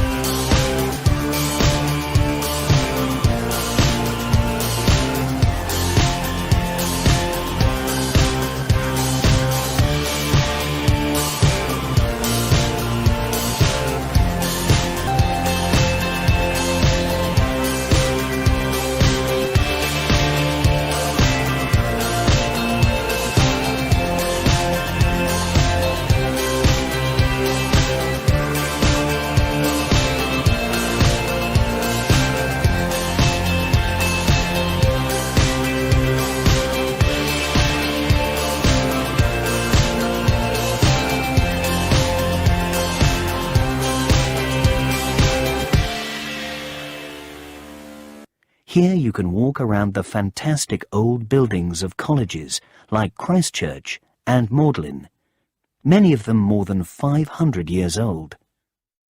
Oxford also has England's oldest museum, the Ashmolean, as well as parks, gardens and lovely river walks. Oxford is near a famous area of England called the Cotswolds. Close to the green hills there are beautiful villages with pretty houses made from gold-coloured stone and fine old churches. Many visitors come to this area, and there are tourist shops and afternoon tea rooms in a lot of the bigger villages.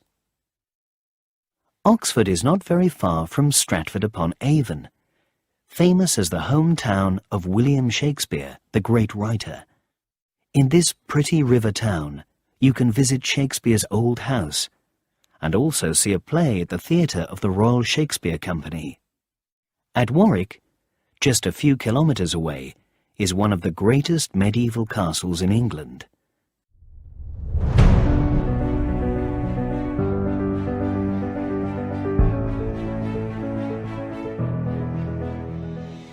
Warwick Castle is a popular tourist attraction in England which has visitors from all over the world. This castle was originally built by William the Conqueror in 1068. There's lots to see and do. A horrible histories maze, archery and jousting lessons. Massive, long, broad wings. And live experiences like the UK's biggest birds of prey show. For younger children, there are attractions based around the Julia Donaldson character Zog, including a great outdoor play area. You can pay extra for the Castle Dungeon Walk, but it's for over 10s as it's scary. If you're lucky, you might spot a knight on horseback. And you can scale the towers and ramparts for a great view of this medieval castle. With its great towers and walls, dark dungeons and beautiful gardens, Warwick Castle is one of the most impressive in England. The University of Cambridge is almost as old as Oxford's, and the two cities are like each other in many ways.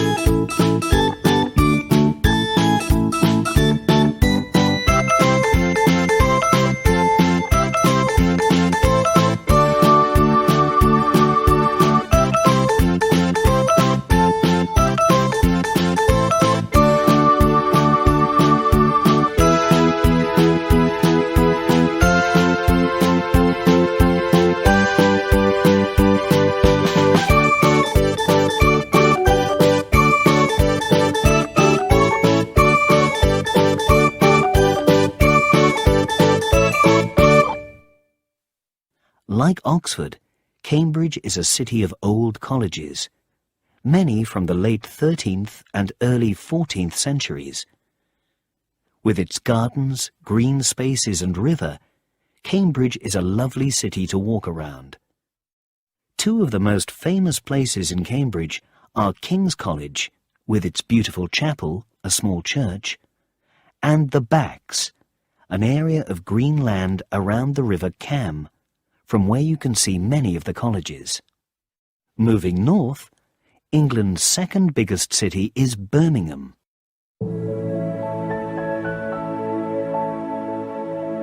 Beneath an ever-evolving skyline is a city where history, craft and innovation flow through graceful streets and canals. Birmingham truly is one of Britain's great surprises.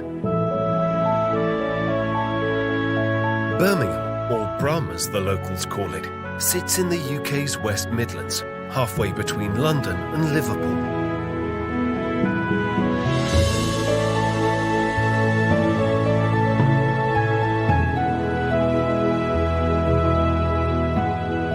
Most cities are the product of bricks and mortar, but Birmingham is built on innovation and imagination. Birmingham is a place of constant renewal, yet the city's people remain ever proud of their regal history and industrial heritage.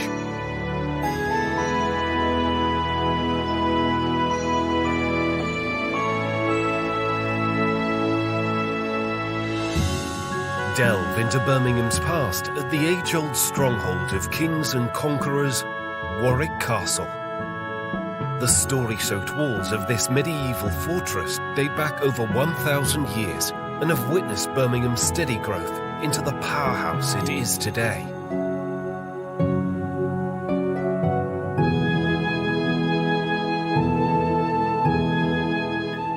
The city itself began in the 12th century as a small market village at the crossroads of Britain's early trading routes. Merchants and craftsmen brought wealth and know-how to Birmingham, earning it the title, the City of 1,000 Trades. During the Industrial Revolution, over 170 miles of transport canals were built. That's more canals than Venice. Water became the lifeblood of a city, which would soon boom into the UK's second largest metropolis. At think tank Birmingham Science Museum, get close to the cogs, pistons and pulleys that powered Birmingham through the Industrial Revolution, then catch a glimpse into the city's newest technological frontiers. Change has been a constant in Birmingham's history. Rising from that first muddy crossroads market is the Bullring, one of the city's many futuristic retail and restaurant utopias.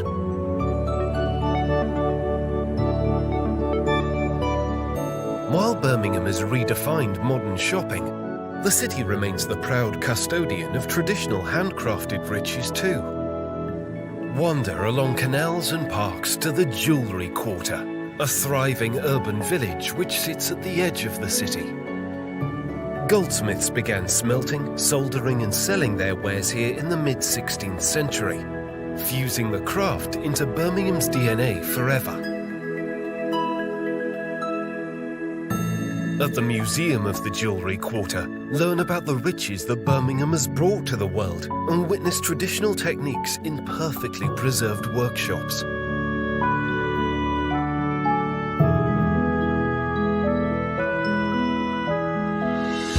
After a few pints in the Jewellery Quarter's swanky bars and microbreweries, head to Digbeth, the city's bohemian heart and soul. Savour the funky flavours at the Digbeth Dining Club, where artisans simmer, fry and saute a smorgasbord of innovative goodness.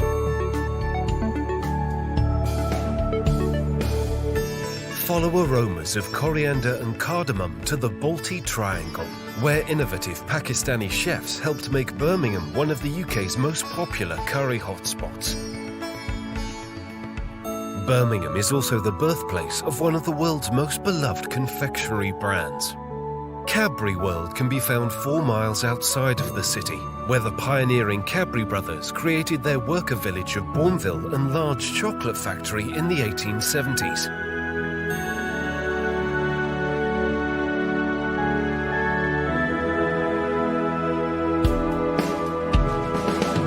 A banquet of a different kind awaits at the Birmingham Museum and Art Gallery, which exhibits creative treasures from across the ages.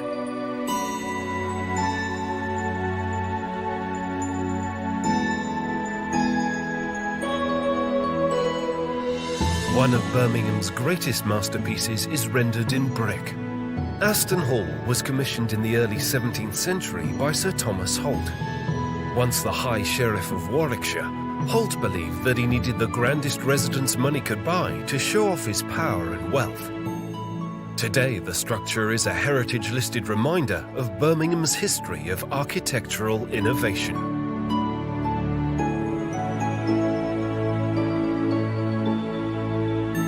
A few centuries later, Winterbourne House and Garden was built for John and Margaret Nettlefold. This restored estate is now one of the UK's finest examples of an Edwardian arts and crafts villa. The tradition of architectural innovation continues into the present at the magnificent Library of Birmingham, the perfect place to ignite your imagination.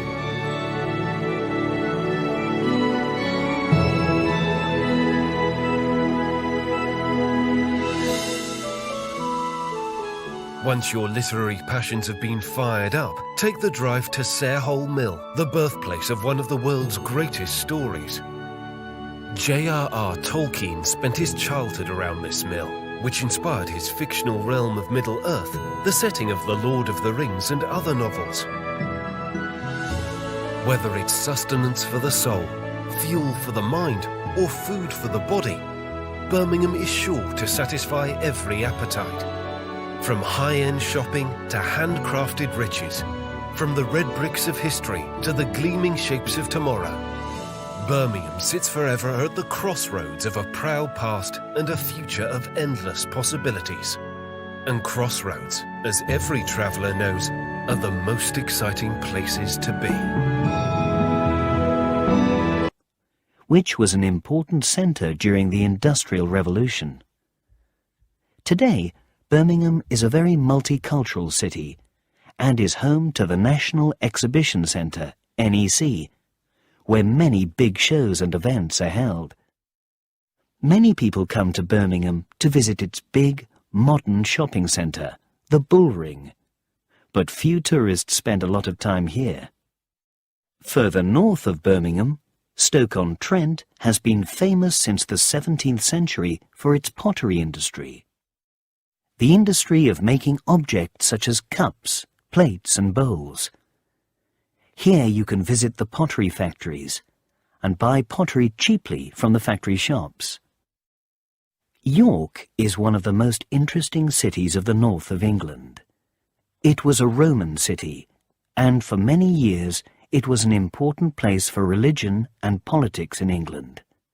During medieval times, the Middle Ages, there was a strong wool trade in York, and because of this, many other traders came to live here.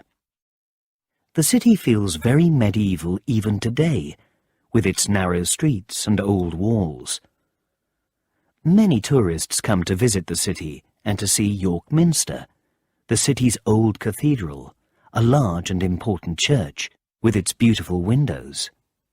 York was an important city when the railways were first built in England, and now it is home to the National Railway Museum. 25 kilometres from York is Castle Howard, one of the best of England's stately homes, big country houses. Stately homes were built for the most important families of England, who normally had homes in London too. These homes were places where the king or queen could visit and where important people could have meetings about politics or government. Two very exciting cities in the north of England are Liverpool and Manchester. Liverpool, which is on the sea, became important in the 18th century because of trade with America. Many immigrants from the West Indies, China and Ireland arrived in Liverpool when they came to England, so Liverpool was one of England's first multicultural cities. But by the 1970s and 1980s, ships were no longer coming to Liverpool. The city's old buildings stayed empty, and it became very poor. Since 2004, a lot of money has been spent in Liverpool, and Albert Dock, where ships used to arrive, is now an exciting new area with restaurants, museums, shops and art galleries. Liverpool was home to the Beatles, and many people come here to do Beatles tours, and to visit the clubs where the famous band played, or see the homes where John, Paul, George and Ringo lived. At the Merseyside Maritime Museum, explore Liverpool's ocean-going past, from the ages of sail to titanic stories of loss and sacrifice.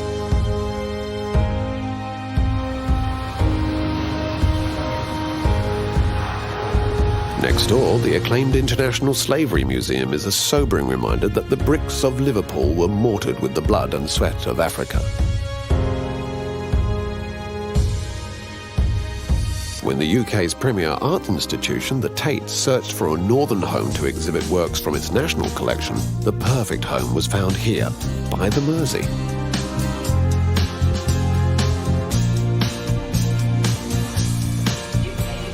Just across the dock, climb aboard another submarine and immerse yourself in the sights and sounds of the Fab Four at the Beatles story. More than just the city's finest cultural export, the Beatles were Liverpool's gift to the world. Admire memorabilia that has acquired an almost sacred status, such as John Lennon's spectacles and George Harrison's first guitar. A few blocks away, continue your magical mystery tour down the stairs at 10 Matthew Street. In the early 60s, the Beatles performed at the Cavern Club almost 300 times, and along with the bands such as the Rolling Stones, The Who and the Kinks, helped make this tiny stage the centre of the musical universe. But to discover the true place of the Beatles, take a trip to the leafy Liverpool suburbs. Set in the basement of a quiet suburban house, the Casbah Coffee Club ran for just 3 short years before being locked up for decades. Today you can tour this incredible time capsule to see murals painted by the band and hear from those who were there to witness the explosion of Beatlemania. And that scene was painted by Paul. Step even further back into Beatles history at St. Peter's, the church where John Lennon and Paul McCartney first met. In the graveyard, where the two sunbathed as teenagers, lays the gravestone of Eleanor Rigby, the subject of one of the Beatles' most famous and haunting songs. In Liverpool, you can also see some wonderful art at the Walker Art Gallery or Tate Liverpool. Visit the 2 cathedrals or take a boat across the River Mersey and look back at the famous sights of this great city. Just 50 kilometres east of Liverpool is another big city, Manchester.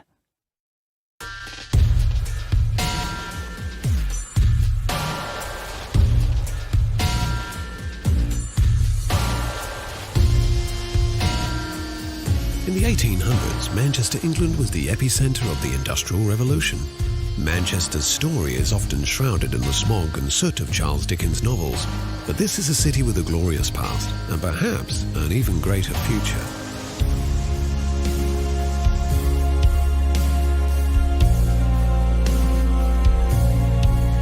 It's been said, what Manchester thinks today, the world thinks tomorrow. Manchester is a city of firsts. This is the world's first truly modern city, the place where mankind first split the atom, the birthplace of the first modern computer. Manchester's story begins here, in Castle Field, where the many chapters of the city's story merge into one. Explore the remains of the Roman fort, built to guard an ancient river crossing. Wander the banks of the Bridgewater Canal, whose completion in 1761 is regarded as the beginning of the Industrial Revolution.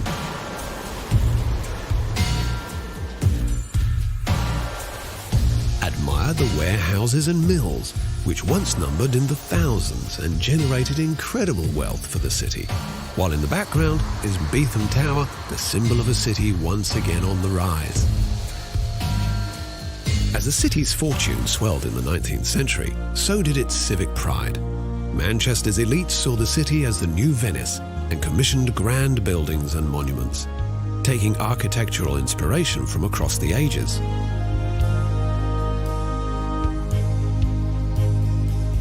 Manchester's crowning glory is its town hall, built to rival the great buildings of London. Admire the incredible Victorian Gothic exterior, lavish staterooms, and murals which celebrate the city's history. This is a building that proclaimed, "This is Manchester, and we've arrived."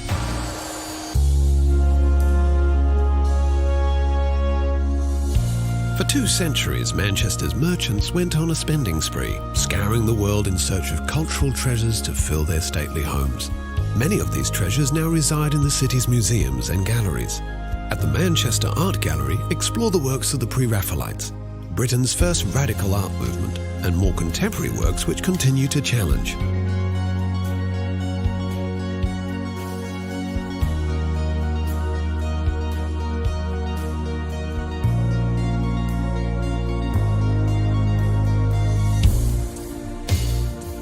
At the Manchester Museum, step into a Gothic Revival time capsule housing millions of items from a T-Rex skeleton called Stan to one of the UK's most important Egyptology collections. This city enjoys a proud philanthropic tradition. Perhaps the city's greatest was Enriqueta Rylands, whose gift to the city was the John Rylands Library. Dedicated to Manchester's largest textile magnate in the 10 years it took to create the neo-Gothic masterpiece, the widow acquired 40,000 books and oversaw every last detail, a labour of love for her late husband and the people of Manchester. Manchester has long understood the power of knowledge. In 1653, the Cheetham Library became the country's first free public library and has been open to all ever since. Let your fingertips wander the Tudor-era shelves, then step into the room where Frederick Engels and Karl Marx began to write the Communist Manifesto, a work inspired by the crushing conditions the city's workers once endured. Revolution and reform run deep in Manchester's waters, housed in a restored Edwardian pump house in the People's History Museum, which celebrates those who challenged Britain's rigid political and class systems. Stand before the simple desk where Thomas Paine penned The Rights of Man, a book that helped ignite the revolutionary fires in America and France. At the world's oldest surviving railway station, you'll find the Museum of Science and Industry. In the museum's power hall, feel the heat and steam that powered the shafts and wheels which once made Manchester the Empire's engine room. From textile looms to locally produced aircraft and motor vehicles, this museum is both a fascinating journey through the city's glory days and a peek into the future. The Imperial War Museum North is designed to resemble the shards of a world shattered by conflict. Manchester knows well the horrors of war. During the Manchester Blitz, thousands of German bombs rained down upon the city. In typical Mancunian fashion, this museum strips away the pomp and glory of war and reminds us instead of its human cost. After the 1950s, Manchester's fortunes went into a serious decline and the city was all but written off as a post-industrial basket case. But in recent decades, the city began to awaken once more, largely thanks to its youthful creativity. A succession of bands like Joy Division, The Smiths, The Stone Roses and Oasis shook up the foundations of popular music and put Manchester back on the map. Explore the city's incredible musical heritage in areas like the Northern Quarter and pick up some rare vinyl along the way. Then head to The Village, around Canal Street, which perfectly encapsulates the Mancunian ideals of tolerance, self-expression and good times. But if there is one source of pride that truly unites this city, it's its two football clubs, Manchester City and Manchester United. In 1968, Manchester United became the first English club to become European champions. Today, the club enjoys a global fan base in the millions. Learn more at the National Football Museum in the city centre, or better still, time your visit for a match at Old Trafford, Manchester's Theatre of Dreams, since 1910. Manchester may no longer be England's industrial powerhouse, but it's a city that's never stopped dreaming. Right across the city, daring new projects, innovations and ideas continue to capture the world's attention. In this city of firsts, the only question is, what will Manchester do next?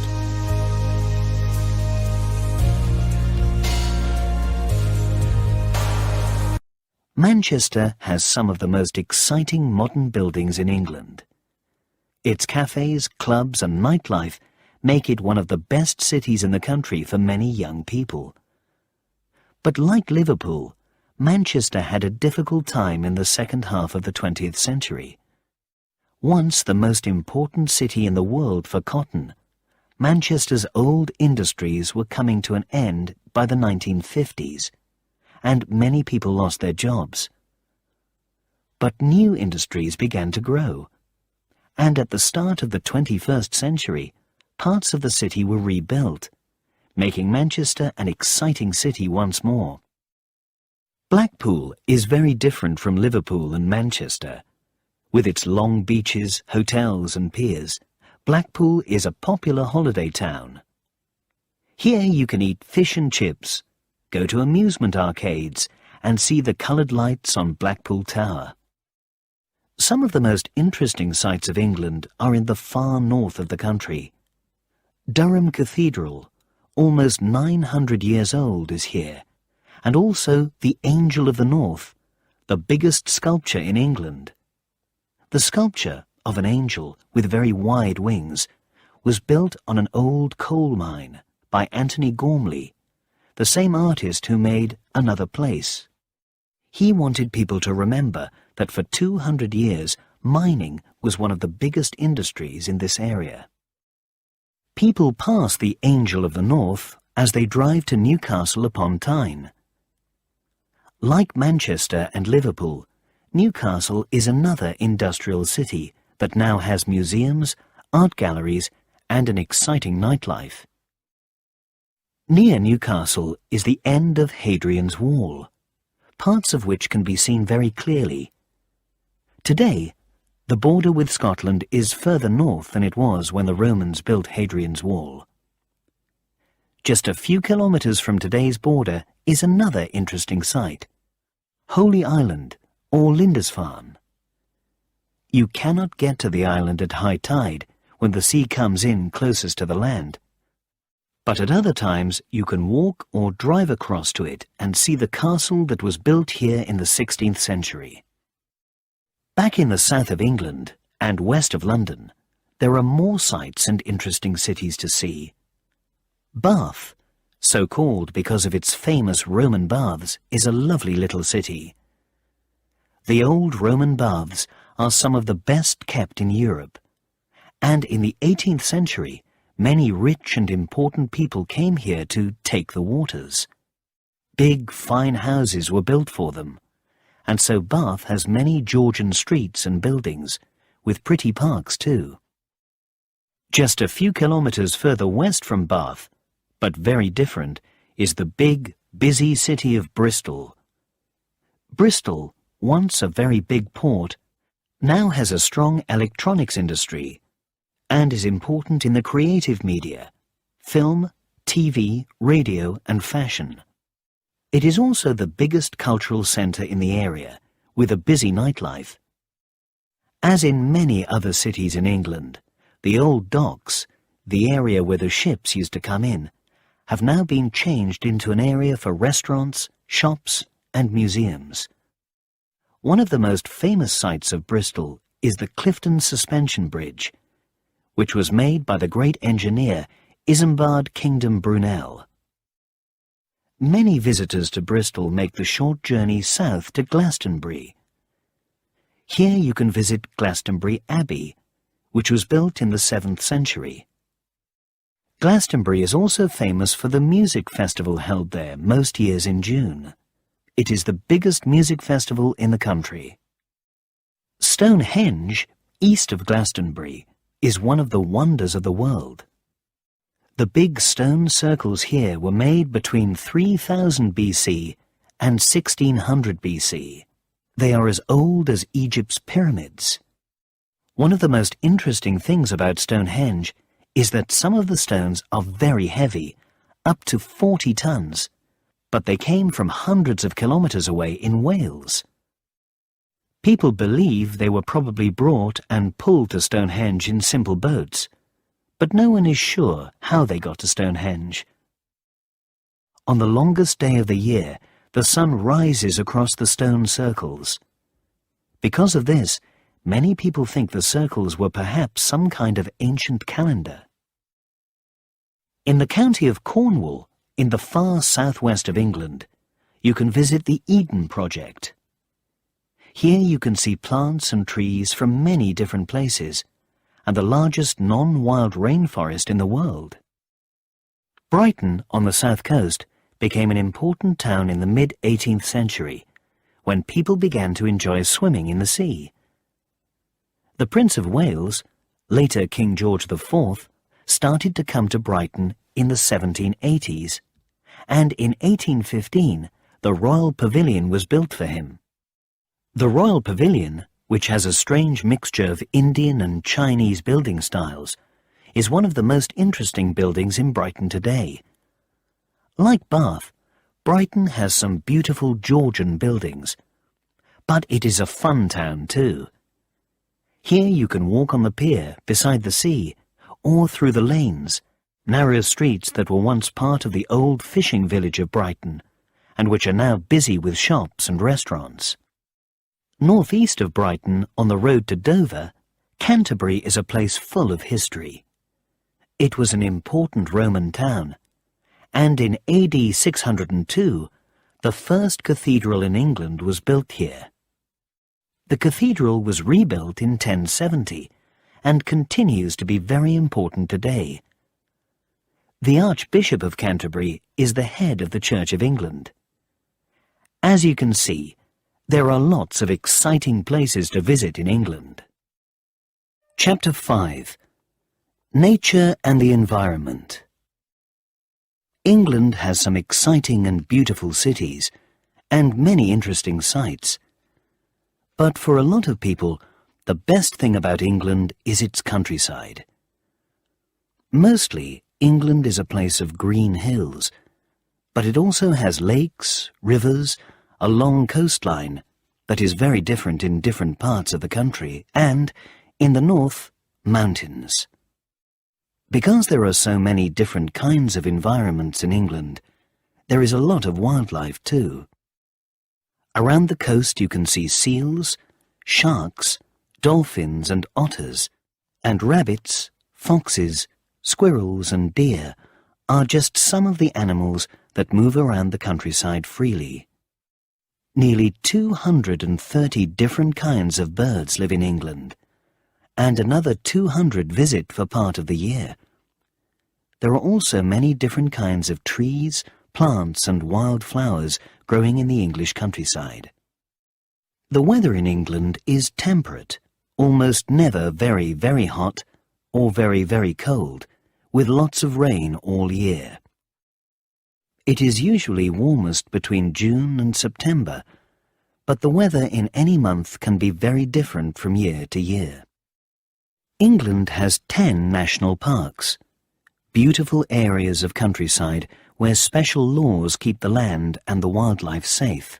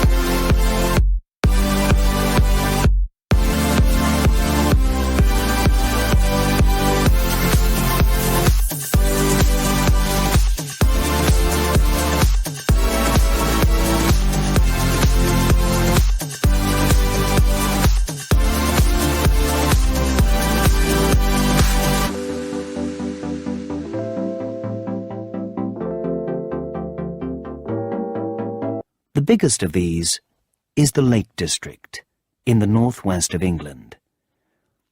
The Lake District has the highest mountains in the country, with 16 big lakes lying below them. With its beautiful scenery, the Lake District is not surprisingly a very popular place for tourists. Most visitors come to walk in the mountains, to go on boats on the lakes, and to enjoy the area's pretty stone-built villages. There is also a lot of wildlife in the Lake District, and it is the only place in the country where golden eagles, birds of prey, live. In the 18th and 19th centuries, many poets began to write about the Lake District. The most famous of these was William Wordsworth, who lived there for 60 years. The poems and books that he wrote about the Lake District made many people come and visit the area for the first time. Another famous writer from the Lake District is Beatrix Potter, whose children's books about Peter Rabbit and his friends are famous around the world. Today, a lot of tourists visit the house near Hawk's Head, where she wrote many of her books.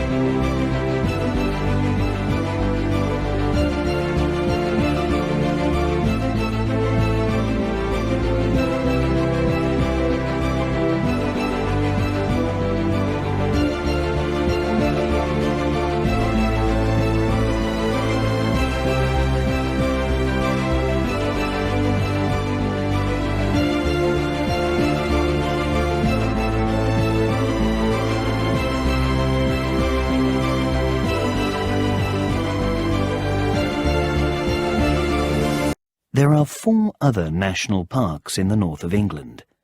The Peak District, the Yorkshire Dales, and the Northumberland National Park are all part of the Pennines, an area of low mountains in the middle of the north of England. The Pennine Way, a walking trail 429 kilometres long, goes along these mountains, which make a kind of natural border between east and west.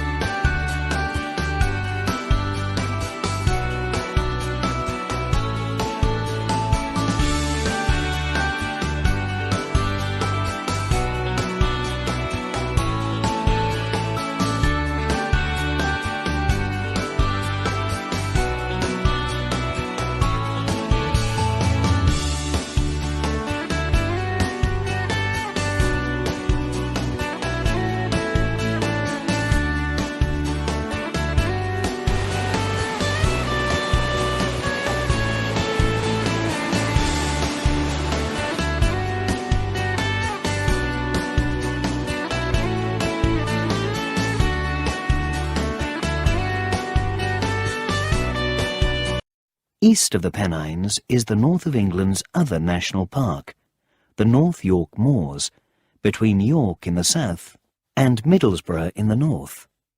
In all these northern national parks you can find deep valleys covered with forests, high moorland and wonderful caves, natural holes in the rock in the hillside, and they are great places for walking, cycling or horse riding.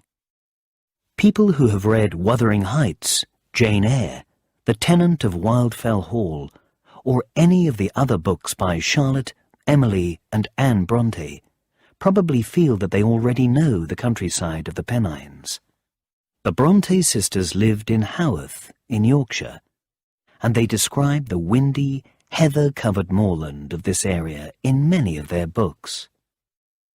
The history of the New Forest, about 100 kilometres southwest of London, begins more than 900 years ago. William the Conqueror wanted this area to be kept for hunting, and he and his nobles enjoyed looking for deer and other animals here. Parts of the New Forest, which is now a national park, have probably not changed very much since these times. Today, cows walk freely around this area, with its ancient trees and open land covered with heather. Visitors here can also see beautiful wild flowers, deer, and big birds of prey. But most famous are the ponies, about 3,000 of them that live in the New Forest, as they have for many years. You can often see them walking around the villages of the New Forest, and you must be ready to stop your car when one decides to cross the road. Between Exeter and Plymouth, the National Park of Dartmoor in Devon is the biggest and wildest area of open countryside in the south of England.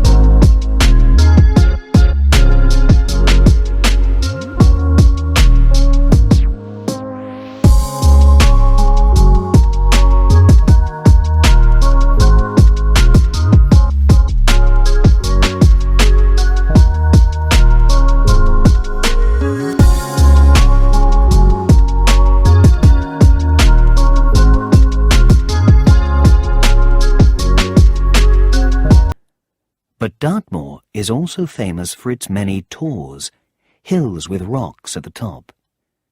Sheep, cows and ponies walk freely around on Dartmoor, and many birds live here too.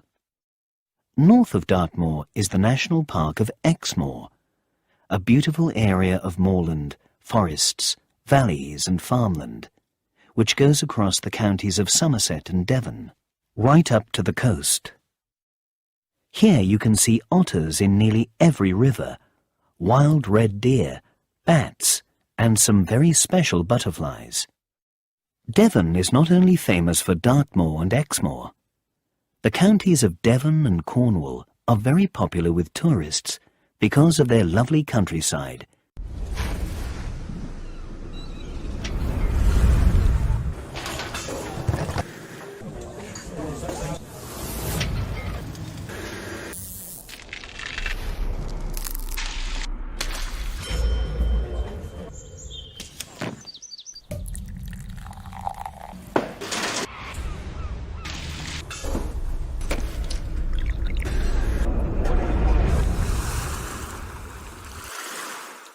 And because they get more hours of sunlight than anywhere else in England.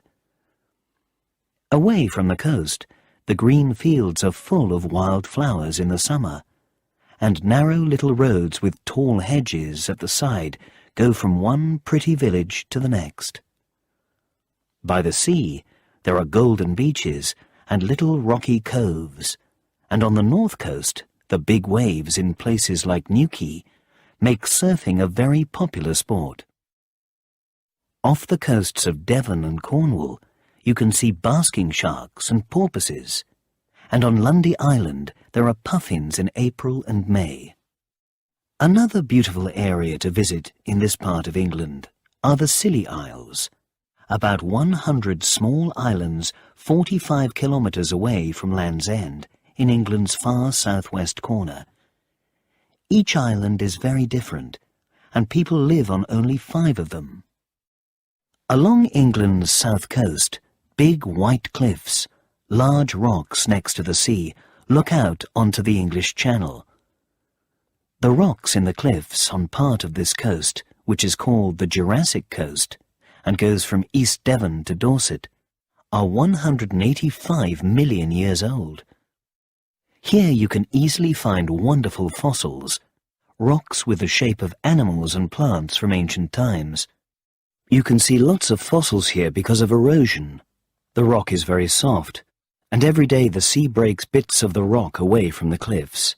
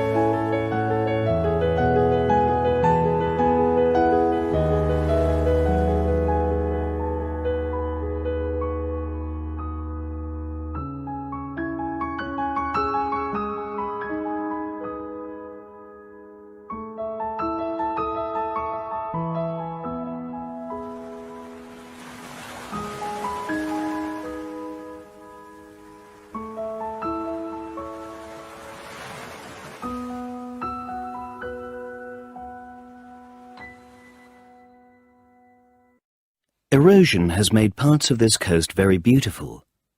The perfect little cove at Lulworth in Dorset and the famous arch of Durdle Door were both made by erosion. England's newest national park is the South Downs, which comes down to the sea near Brighton. You can walk through the beautiful green hills of the South Downs on the South Downs Way, a special walking trail which ends at the enormous white cliffs of Beachy Head on the south coast. Most of the North Sea coast of England, on the east side of the country, is very flat and sandy, with a lot of salt marsh, wet, muddy areas with grass growing on them. There are many seabirds here, and also, at Blakeney Point in Norfolk, several hundred seals. This is the best place in England to see seals, and many people take special boat trips to visit them.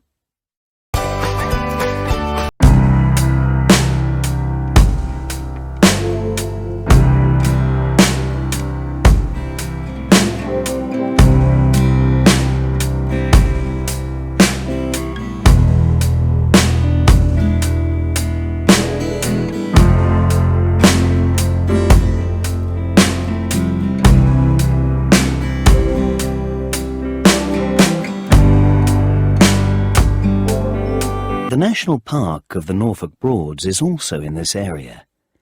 Here, 3 rivers go across flat land to the sea, and are so wide in places they are almost like lakes. Many people like to visit this area by boat or by bike, enjoying the wonderful bird life. England has a lot of beautiful countryside, but there are many problems for the environment. Factories, vehicles and modern farming can make the air, rivers and the sea dirty, and this is bad for plants and wildlife. Many animals also lose their homes when forests are cut down or land is taken for building houses on. People believe that global warming, the earth getting hotter because of dangerous gases in the air, is bringing new problems to the countryside too. It is because of these dangers to the environment that the national parks of England were made, and there are many organisations that work to keep wildlife and the English countryside safe. The UK government is also working with governments from other countries to try to find ways to fight global warming. English people hope that they and the tourists who come to their country will always be able to enjoy the wonderful natural environment. Chapter 6. Daily Life. For most English teenagers, daily life is mainly about school. Education is free for all children aged 5 to 16. It is also compulsory. Everyone must have an education. As well as state schools, which are run by the government, there are also independent schools, which families have to pay for. About 6% of children in England go to independent schools. Some families also homeschool. They teach their children at home. Children start their compulsory education in primary school when they are 4 or 5 years old, and at age 11 they move to secondary school. The school year is from September to July, with 2-week holidays at Christmas and in the spring, and a longer 6-week holiday in the summer. Between each of these holidays, there is a 1-week break called half-term, so the school year has got 3 terms. Most state schools follow the national curriculum, which tells teachers what subjects to teach. At the end of Year 11, when students are about 16, they take exams called GCSEs in many different subjects. Some of these subjects, such as maths and English, are compulsory, but students can also choose some subjects. After their exams, some students leave education, and others go to technical colleges, where they learn how to do the jobs they are interested in. Others stay at school and study for 1 or 2 more years to do exams called AS levels and A levels, this time in only 3 or 4 subjects. Some students who do well in their A levels will go on to study at university for another 3 to 6 years. Today, we're going to let you know more about the UK education system. The first thing to note is that there are some differences between the education in England, Scotland and Wales, mainly in terms of breadth and depth of curriculum, awarding and regulating body. However, today I'm mainly focusing on England's education system. The first thing to note is that from the age of 5 to 16, education in the UK is compulsory. This means that a child must complete primary and secondary school. And from the age of 16 to 18, you must do one of three things. 1. Stay in full-time education like the sixth form, which I will explain later. 2. Start an apprenticeship or trainee program. Or 3. Spend 20 hours or more a week working or volunteering while also in part-time education or training. The good news is that if you were to go to a state school, education will be free, which means that there are no fees to pay and that everything is provided for in terms of notes and stationery. However, you could choose to go to a private school, also known as independent or indie or public schools. In these schools, you will have to pay fees. There's a huge fee range for these schools. It could be as little as 15k per year or as much as 25k or more per year, excluding uniforms and trips. Yet another option is to homeschool or elective home education. You can contact your local council for more information about this. Let's start at the very beginning. Once you have a child, you could choose to have your child stay home or send your child to a childminder or a nursery for whatever reason you may have. In the year that your child turns 5, they will be eligible for primary school in the level known as reception. However, you must make application 1 year prior. Just remember that education is compulsory from reception onwards. This is a chart that will show you the progression of a child through his school career in England. After reception, children will move on to the infant section of primary school, which is years 1 and 2. Then they move on to the junior section of primary school, which is year 3, 4, 5, and 6. Just a point to note, reception and year 1 is known as pre-prep in private schools, while year 3 is known as prep in private schools. Another point to note is that various schools have got various entry points, so it is wise that before you choose which primary school you would like to send your child to, you take a moment to examine the primary school route that is best suited for your child and your circumstance. After primary school, your child would move on to secondary school. Most state schools would base their entry requirements on how far a student lives from the school. However, if you would like to go to a more competitive school, like perhaps a private school or a state selective school, also known as grammar school sometimes, then you've got to take an entrance exam. The entrance exam is normally known as the 11 plus exams, and this is normally taken at the beginning of year 6. Whichever route you choose to take, you have to make your application by 31st of October. The results of your application will be made known on National Offer Day, which is 1st of March. We next move on to secondary school, which culminates in the GCSEs, or General Certificate of Secondary Education. This is an examination that covers a set of core subjects like English, Maths and Science, as well as elective subjects that students choose, such as humanities, arts, PE, and languages. Generally, a student is encouraged to take exams for 5 subjects. After that, a student can choose the academic path or the vocational path. In the academic path, a student would enter what is known as sixth form. This is where students are geared towards the A-level examination, which will help them enter university. The examination normally comprises of 3 to 4 subjects.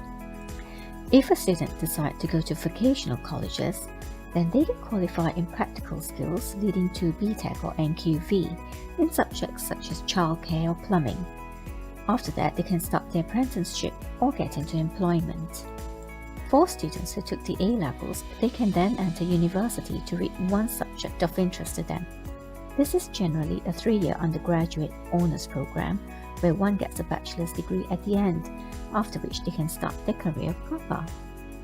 Now let me explain a little about the national curriculum. It is basically a framework to help standardize the content across all schools, which all state schools have to follow. However, private schools do not have to follow the national curriculum strictly. The national curriculum is divided into 5 key stages known as KS1, KS2, KS3, and KS4. Year 1 marks the stage where assessments will be undertaken in one form or other. In Year 1, children will learn phonics and reading for English and maths. At the end of Year 1, there will be a phonics screening check which will be teacher assessed. In Year 2, in addition to teachers' assessments in English, maths and science, there will also be a national test on phonics. This will include real words and made-up words to determine if a child is pronouncing a word phonetically. KS2 will run from Year 3 to Year 6, and there will be 2 tests. The first one is a cognitive ability test which will be done in Year 4. This will test how well a student can think about tasks and solve problems using a range of different questions. The test doesn't require any prior knowledge, and is not something that you need to learn. The questions are generally similar to verbal and non-verbal questions. The results will help determine which way a child learns best, like verbally or visually. The other test will be done in Year 6 and is known as a SETS. This is basically a national test as well as teachers' assessments in English and maths as well as science. We then move on to Key Stage 3, which is for Years 7, 8 and 9 in secondary school. The tests include core subjects such as English, maths and science. Other subjects like languages, humanities such as literature, history, geography, religious knowledge, citizenship, computing, PE, arts, DT, music are also tested. Key Stage 4 is for Years 10 and 11. During these stages, students will be working towards the GCSEs in subjects that they have chosen. Generally, one will take 5 GCSEs, but most students take more than that. KS5 is for the 6th form and it comprises of 2 levels, sometimes called the AS in the first year and A in the second year. The 6th form really focuses on the A-level examinations. This exam will determine the course that a student will be eligible for in university. Generally, students take 3 or 4 subjects. If you make the grade for university in England, you will have to choose a subject you like to study and apply for that particular course through an umbrella body called UCAS. You can put down several choices of courses and universities. The course you will undertake will be known as an undergraduate course and normally lasts 3 years, after which you get your bachelor's degree. Bachelor's degrees are graded first class, which is more than 70%, second class uppers or 2-1, which is between 60 to 70%, and second class lowers or 2-2, which is 50 to 60%. Then there's also the third class, and of course if you don't make the grade then it's a fail. After your bachelor's degree, you may choose to start your career or carry on for a master's degree, which is normally 1 year. And if you enjoy academia, you can always carry on for a postdoctoral degree, which normally takes about 3 years. Most jobs in England today are in the service industry, in places like hotels, restaurants, shops, computer companies and banks. Many English people work very hard. The working day is usually from 9 o'clock until 5 o'clock, with an hour at lunchtime, 5 days a week, but often people work much longer hours. It can be very difficult for young people to find a job, even if they have studied at university. Some do more training, learning how to do new things. Others take unpaid work, so they can get experience. In the evenings and at the weekends, many English people enjoy watching or playing sport, watching TV, playing computer games, or reading books or newspapers. Sometimes they go out to the cinema, or to a restaurant, or to see their favorite band play music. Sometimes they just go shopping or spend time with their friends. Children and teenagers often go to weekly clubs. For example, Scouts, martial arts, dance, drama or music. Most teenagers also have a mobile phone so that they can talk to their friends or send them text messages, and an MP3 player for listening to music. There are lots of things to do at the weekends and on holidays in England. Many families go out together to museums, beaches or theme parks, or for walks or cycle rides in the countryside. People also invite friends to their houses for meals a cup of tea, or to watch a sports match on TV. Life in England is very different if you live in the city or in the countryside. In the city, public transport is usually very good, and there are many buses and trains. London also has an underground train system called the Tube, and you can travel around Manchester by tram. No public transportation in London takes cash, so here are a few ways that you can pay for your rides. First up is an Oyster card. Get one of these, top it up, re-top it up when you need to, and that's it. You can also use your debit or credit card if it has the contactless feature enabled on it, or if you have a card from outside the UK, sometimes the contactless feature and mobile pay doesn't work. So I usually recommend for people to just get an Oyster card. It's the easiest way and the most reliable. You need to tap in and tap out. When you're taking a train or the underground in London, you always have to make sure you tap in at the first station you get on at and tap out at the station that you leave at. This is because you get charged depending on how much distance that you travel. Most of the time you're going to hit barriers to get into the station and out, so you'll know that you need to tap in and tap out, but sometimes at night they leave the barriers open, so make sure you still tap in and tap out even if that happens.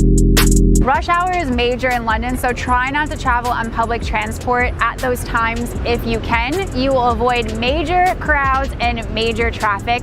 Try to walk if you can. If you need to avoid steps when getting around London, the buses are always going to be your best bet because they're equipped with ramps and wheelchair accessible seating. You'll also see on every tube map that the accessible stations are marked off. If you have other accessibility needs, I've left some links down in the description of this video to other resources that will help you out. London's transportation system has a daily cap, which means if you travel a lot around each day, you will only be charged a certain amount. How much you get charged depends on how many zones that you've traveled through. And if you don't know what zones are, you should watch the video that's popping up here in the corner that will tell you all about how zones work. If you're using an Oyster card and you need to check how much balance you have, there are two ways to do it. The first is to use one of the ticket machines in a station, or when you tap out at a barrier, you'll see the amount of credit that's left on your card flash up. Here's how to stop a London bus. If you're waiting at the bus stop and you see your bus coming, put your hand out and it will tell the driver to stop. If you're already on the bus and you need to get off at the next stop, press the red stop button and it will tell the driver that you want to get off. The tube runs until midnight from Sunday to Thursday, but select lines and tube stations are part of the night tube, which means they're open all night Friday and Saturday. To figure out which stations and which lines are part of the night tube, you can open up the night tube map. Also, City Mapper and Google Maps are smart enough and they know which ones are open when you're trying to get home. Finally, you'll get the hang of it. Honestly, if you know these tips, you'll be totally fine. And after a couple rides in the system, you will be a pro. Plus, us Londoners mess it up all the time, so don't worry. But in the countryside, people often have to walk and drive a lot. Most people who live in cities have homes in the suburbs, the areas around a city. Cities often also have big estates. These are places built mainly for people to live in, with lots of houses or flats, and usually some shops and a park. There are lots of different kinds of homes for people to live in England. Some houses are more than 600 years old. Others are very modern. Some people live in houses with several different rooms and a garden. Others live in small apartments called flats. In the past, people in England used to buy their own homes, but houses and flats have now become very expensive. For young people with little money, it is now very difficult to buy a home, and more people now rent. They pay money to someone to live in their house or flat. Most English people usually eat at home, because eating out, eating in a restaurant or cafe, is expensive. Breakfast is often toast or cereal, and while some people have a big meal at midday, others just have a sandwich for lunch, and then eat their main meal in the evening. This meal can be called supper, dinner, or tea. But for some families, tea is a cup of tea with a biscuit or a piece of cake. Many people now buy their food and all the other shopping they need from big supermarkets, which are on the outside of almost every town and city.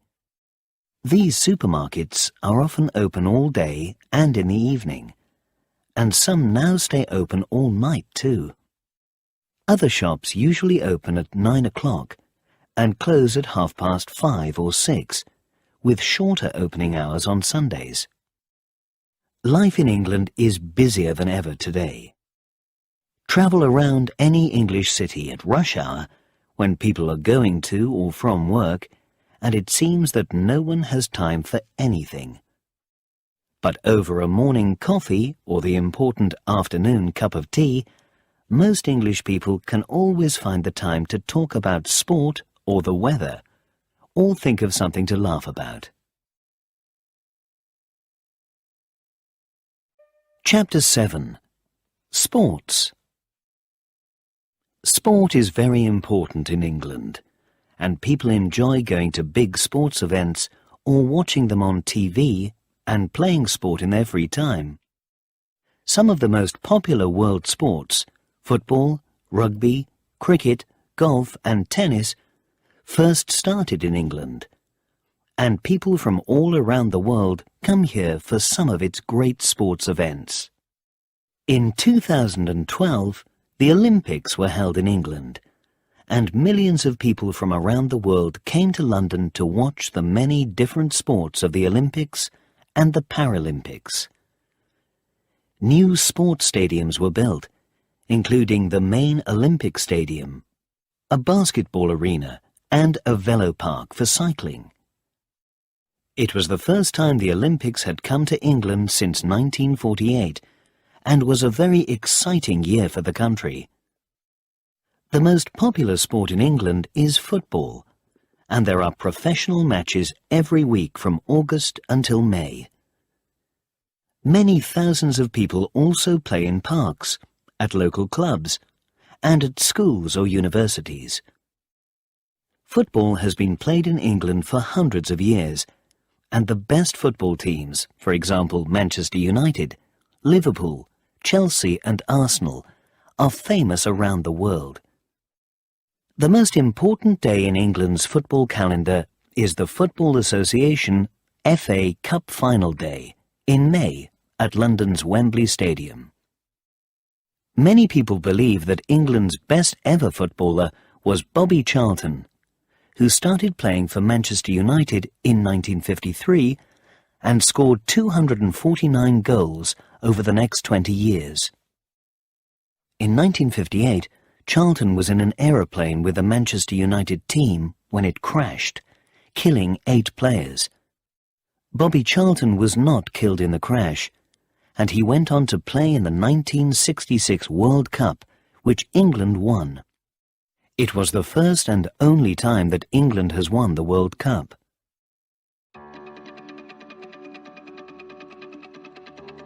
To be fair, referees have the best seat. You can see all the action, all the emotions, you can see everything, man.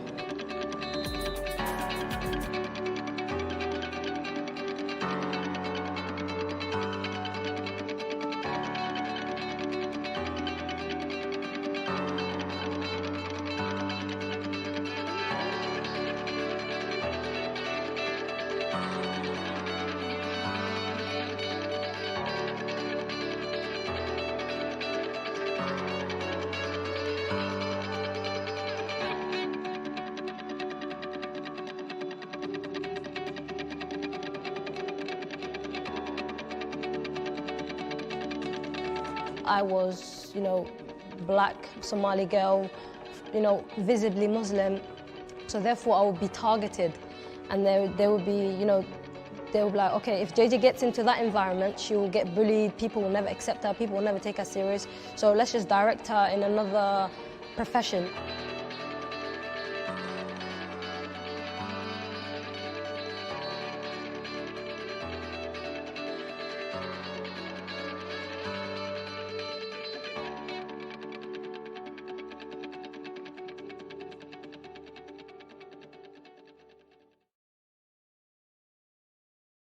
Cricket was first played in England in the 16th century, and by the 18th century it had become the country's national sport. Every summer, teams from other countries play 5-day test matches against the English national team. Cricket is also played on village greens, small fields in villages around the country in the summer months. Because cricket matches are so long, a new kind of match called the 2020 was introduced in 2003. 2020 matches are only 3 hours long, so people can watch them in one day.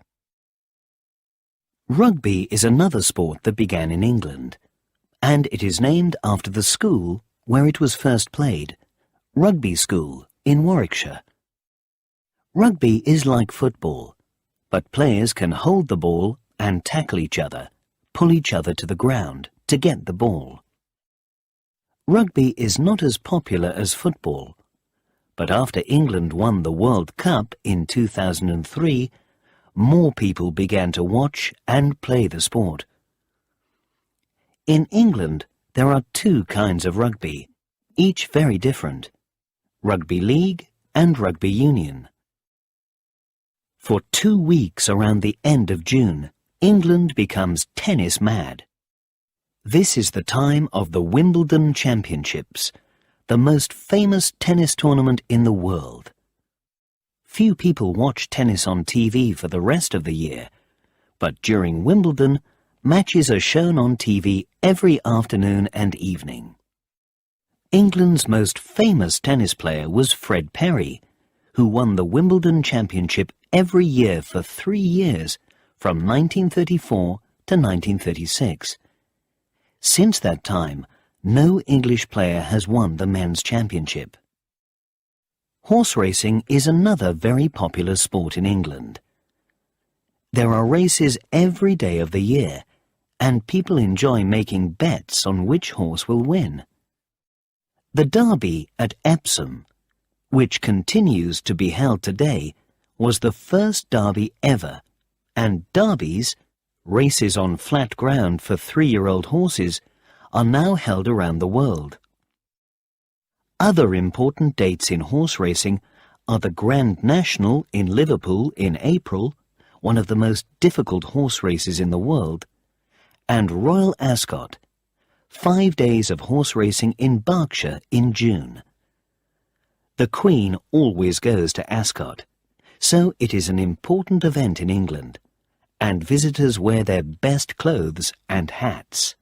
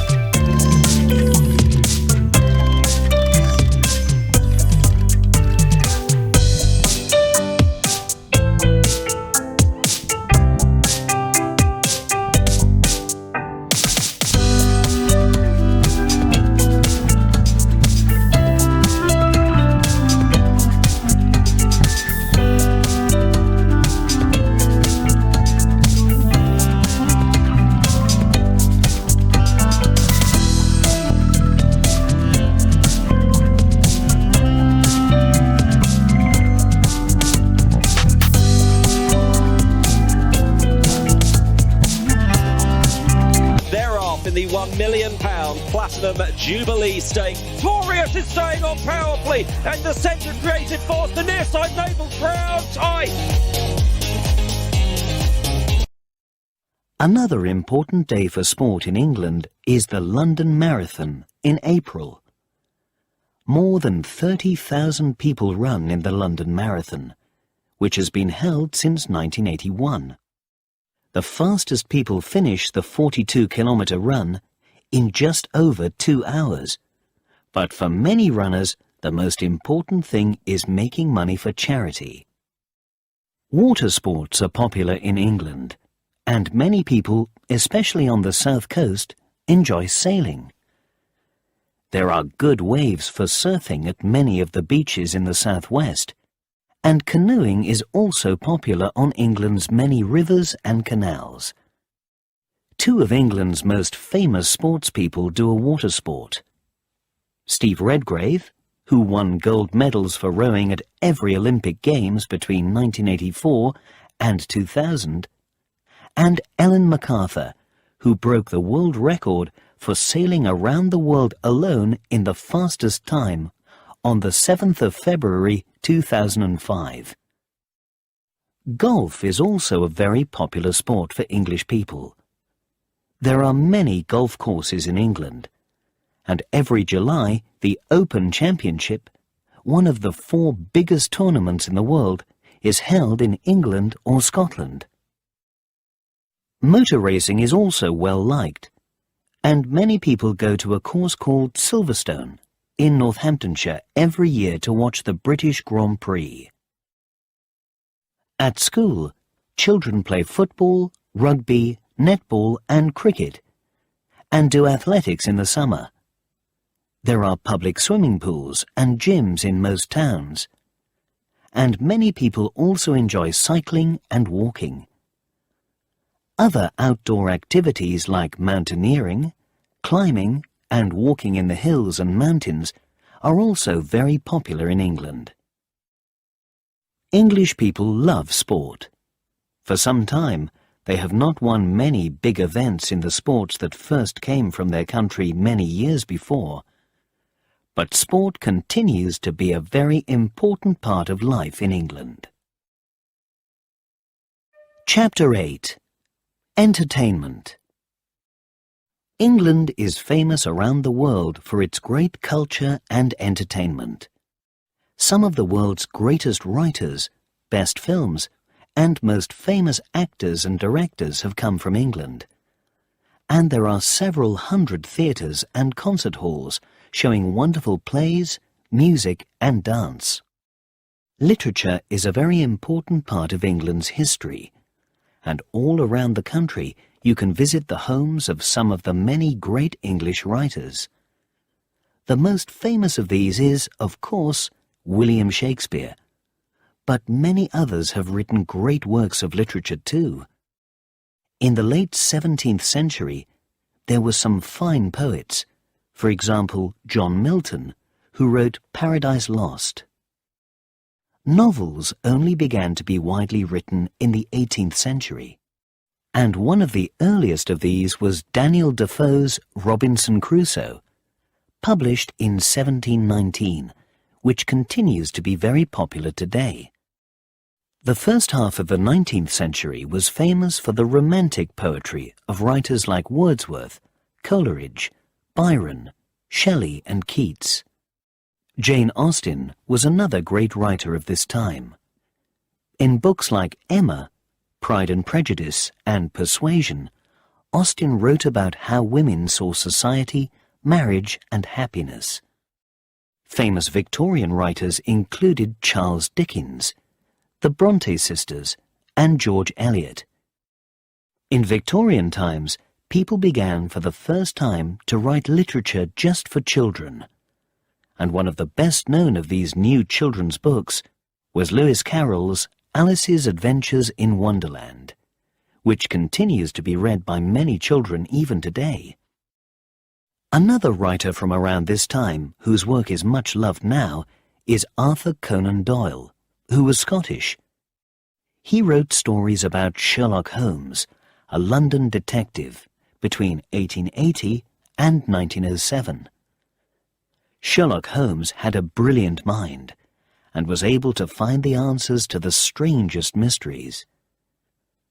The stories of these mysteries were told to the reader by Sherlock Holmes's great friend, Dr. Watson. An important English writer at the beginning of the 20th century was Thomas Hardy. Tess of the D'Urbervilles, Far from the Madding Crowd, and Hardy's other novels were often terribly sad stories about people in an imaginary county called Wessex. Rudyard Kipling was also popular at this time, and from 1910, a new kind of modernist literature became important. One of the first modernist writers was Joseph Conrad, who was Polish but lived in England. And between the two wars, there was a lot of other new literature, from writers like Virginia Woolf, Evelyn Waugh, and D.H. Lawrence. After the Second World War, two of England's most important writers were George Orwell, who wrote 1984 and Animal Farm, and Agatha Christie, who wrote 66 detective novels, including The Adventures of Miss Marple and Hercule Poirot.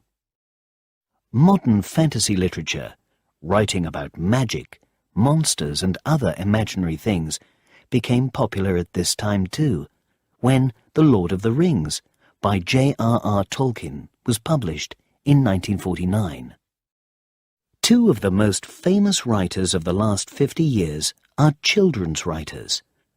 Roald Dahl, who was born in Wales to Norwegian parents, wrote books such as Charlie and the Chocolate Factory and Matilda, many of which also became great films and theatre shows. J.K. Rowling's Harry Potter series, a group of 7 fantasy books for children, has sold hundreds of millions of copies, and people can now read them in 67 different languages. Many of these works of literature have become famous plays, and for many people, an important part of any visit to England is a trip to the theatre. There are several hundred theatres in England, around the country, but the most famous are the theatres of the West End in London. In the West End, there is a theatre on nearly every street, showing the latest plays and musicals, and many of the best actors from all around the world come to perform here.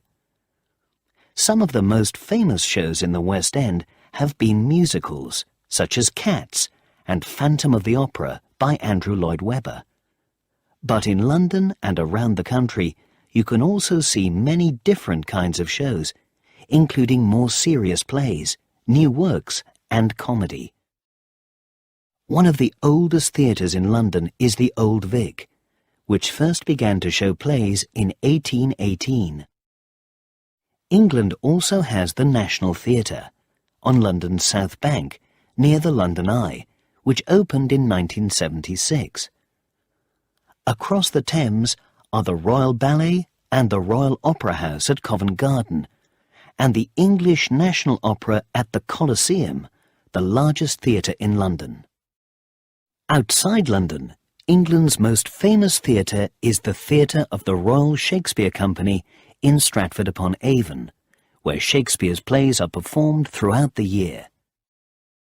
In the summer, you can also see Shakespeare's plays at the Globe Theatre in London, a round theatre with no roof, like the one where these famous plays were first performed more than 400 years ago.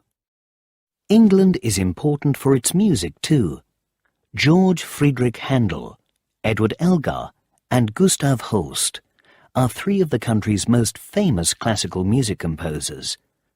And at places like the Royal Festival Hall and the Barbican Centre in London, you can hear many different kinds of classical music played by some of the finest orchestras in the world. There is also a lot of good classical music outside London. The Birmingham Symphony Orchestra is one of the best in Europe, and at many stately homes and castles around the country, there are outdoor concerts in the summer. But it is for its pop music that England is best known. Together with the USA, the UK brought rock and roll to the world in the 1950s, and the Beatles, who became popular in the 1960s, is one of the most famous bands in the world.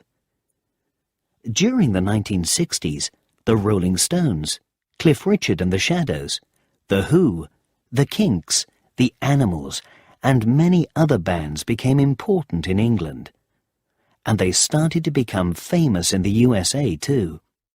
For a while, the USA began to follow the UK in music and in fashion.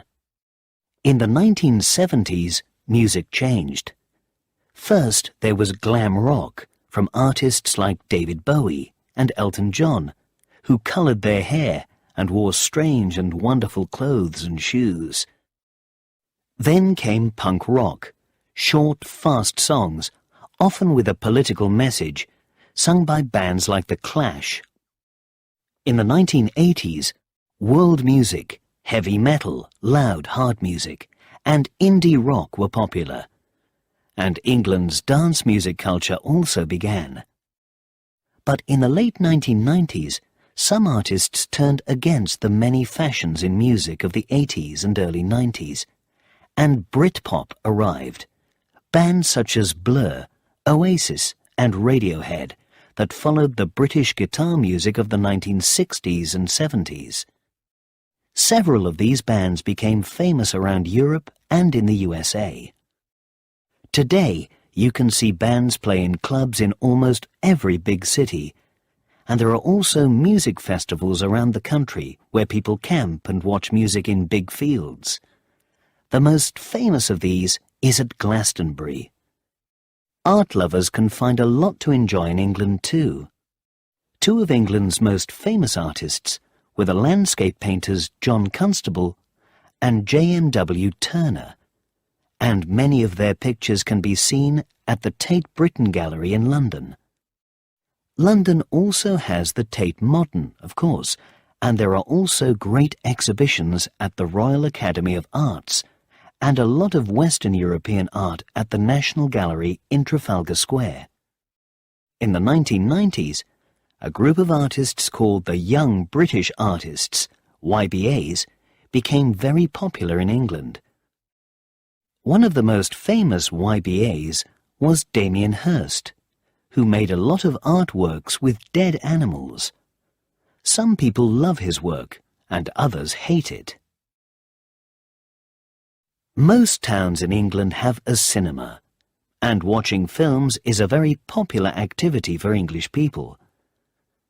England has made some of the world's greatest films, and some of the most famous actors and directors are English. The film industry only really started in England in the 1930s, when some famous films like The 39 Steps were made. But it was in the 1950s and 1960s that British cinema became really important. At this time, hammer horror films like The Curse of Frankenstein and Dracula were made, and Ealing comedies like Kind Hearts and Coronets and Whiskey Galore. The first Carry On film was made in 1958, and by 1992 there were 31. The Carry On films were comedies that made jokes about English life. They were not thought of as important films, but were loved by many English people. The James Bond films were another series that became very famous in England. The stories were adventures about James Bond, a Secret Service agent, someone who worked secretly for the government, looking for enemies of the country. The first Bond film, Dr. No, was made in 1962, and the films became famous for their music, Bond's cars, and clever equipment, and for James Bond himself, a character played by several different actors. A famous English actor of the 1960s was Julie Andrews, who appeared in two famous musical films, The Sound of Music and Mary Poppins.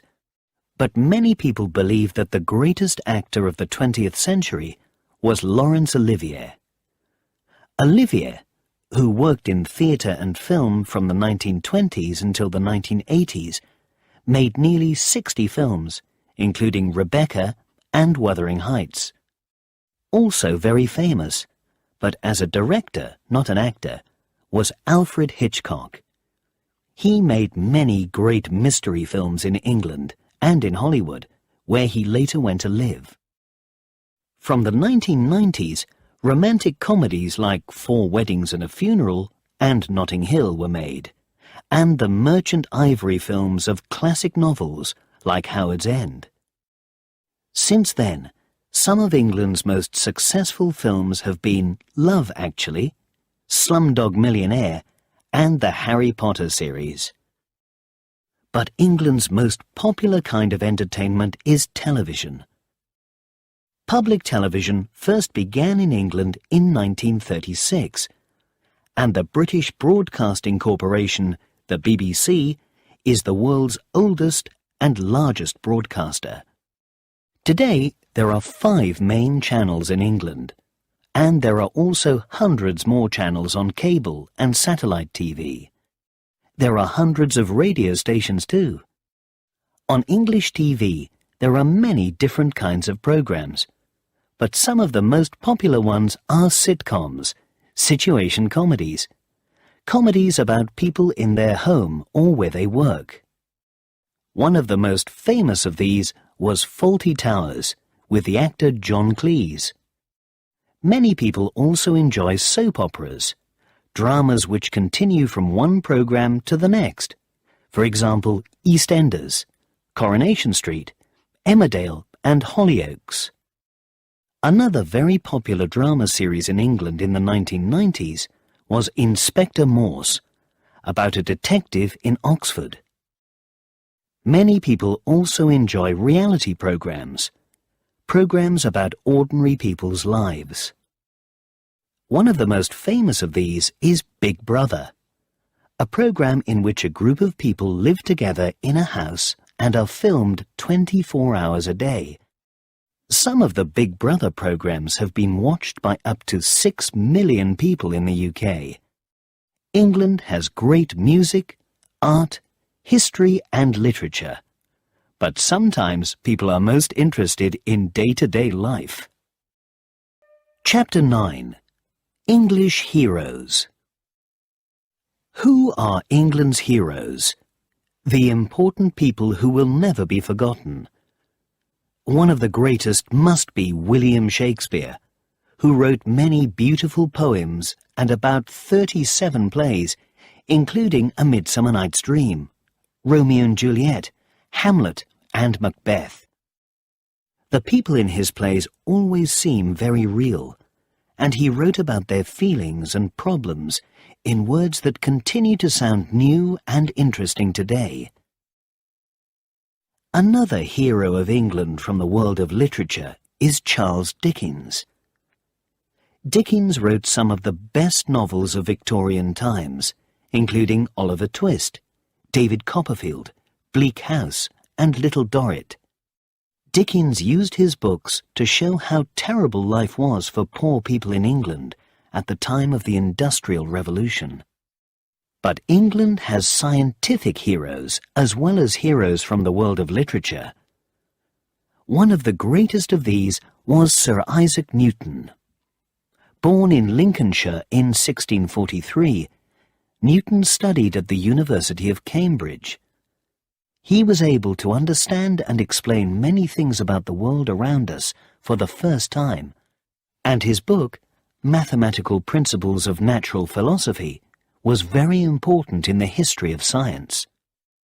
Newton helped people to understand about light and colour, and he was also the first person to explain gravity, the force that pulls things towards the ground. Charles Darwin also did scientific work in England. He was born into a rich family, and in 1831 he left England to travel around the world.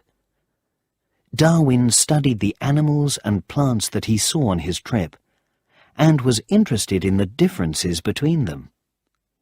When he came home, he began to work on a new idea, the theory of evolution. This was the idea that only the strongest animals and plants lived and reproduced, had babies or grew seeds. And so, Darwin believed each kind of animal and plant was slowly changing. In 1859, Darwin published his ideas in the book On the Origin of Species. One very real hero of England was Horatio Nelson, who was leader of the Royal Navy from 1794 to 1805. Nelson, who lost one eye and one arm in battle, was a great leader, and with him, Britain won many battles against France during the Napoleonic Wars. At the Battle of Trafalgar, Nelson helped to stop the French from invading Britain, but he was then killed. A very large statue of him stands 46 metres high in Trafalgar Square and is one of London's best-loved sights. Two other important English seamen were Sir Francis Drake and Captain Cook. Sir Francis Drake helped to lead England against the Spanish Armada in 1588, and Captain Cook was the first European to reach the east coast of Australia in 1770. Winston Churchill, Prime Minister from 1940 until 1945, was another English hero for many people during World War II. Churchill was a strong leader, and many people believe that the speeches and radio broadcasts he made during the war helped the UK to win the war. He was Prime Minister again from 1951 to 1955, and when he died in 1965, the Queen gave him a state funeral, a special funeral that is normally only for kings and queens. Another famous politician was Margaret Thatcher. Thatcher was Prime Minister from 1979 to 1990, longer than any other person in the 20th century, and she was also the first woman Prime Minister of the UK. One of England's most famous heroes is not actually real. Stories about Robin Hood have been popular since the Middle Ages, and in modern times many films, plays and TV programs have been made about him. In these old stories, Robin Hood is a great fighter and an outlaw, someone who does not follow the law. Living in Sherwood Forest at a time when the King of England is a dishonest man, he takes money from the rich to give it to the poor. Florence Nightingale was famous for helping people too, but she was a real person. Florence Nightingale is thought of by many as the first real nurse. In 1854, during the Crimean War, she went to work in a hospital for soldiers. She thought that it was dirty and badly organized, so she quickly started to make important changes. Because of her, the hospital became cleaner, the soldiers were given good food and taken care of better, and soon fewer people were dying. When she came back to England, Florence Nightingale started the first proper nursing school at St. Thomas's Hospital. England also has heroes of the stage and screen.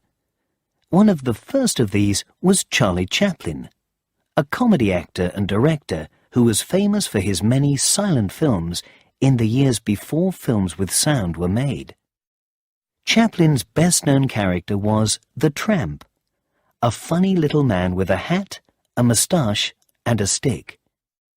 Before the end of the First World War, Chaplin was the most famous film actor in the world. But probably the greatest stage heroes of England are the Beatles. John Lennon, Paul McCartney, George Harrison and Ringo Starr had their first hit, Love Me Do, in 1962, and by 1964 they had become famous around the world. There was international Beatlemania. People screamed and shouted when the band came on stage, and the world watched everything they did. The Beatles were the first English band to become successful in the USA. They made more than 200 songs and are the best-selling band in history.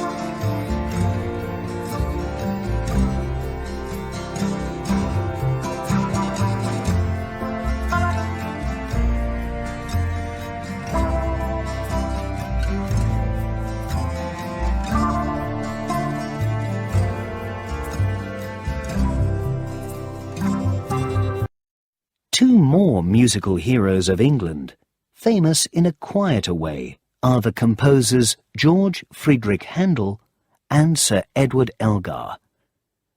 Handel was German, but came to live in London in 1712 and became British in 1727. He is one of the greatest composers in history and is best known for wonderful works like Water Music and The Messiah, written in 1742. Elgar's most famous works are the Enigma Variations, written in 1899, The Dream of Gerontius, and the Pomp and Circumstance Marches. What about modern-day English heroes? For many football lovers, David Beckham is a hero. He was captain of the England football team from 2000 until 2006, and, along with his wife Victoria, who was once in the band the Spice Girls, Beckham is a very famous celebrity. Princess Diana is also, for many people, an English hero. Diana was the first wife of Charles, the Prince of Wales, and when they married in 1981, people believed that she would one day be the Queen. But they were not happy together, and in 1996, Charles and Diana ended their marriage. A year later, Diana was killed in a car accident in Paris. Many people loved her for her work with international charities, and because she showed great kindness to children, ill people, and those with difficult lives. When she died, thousands of people brought flowers to her London home, and 2.5 billion people watched her funeral on TV.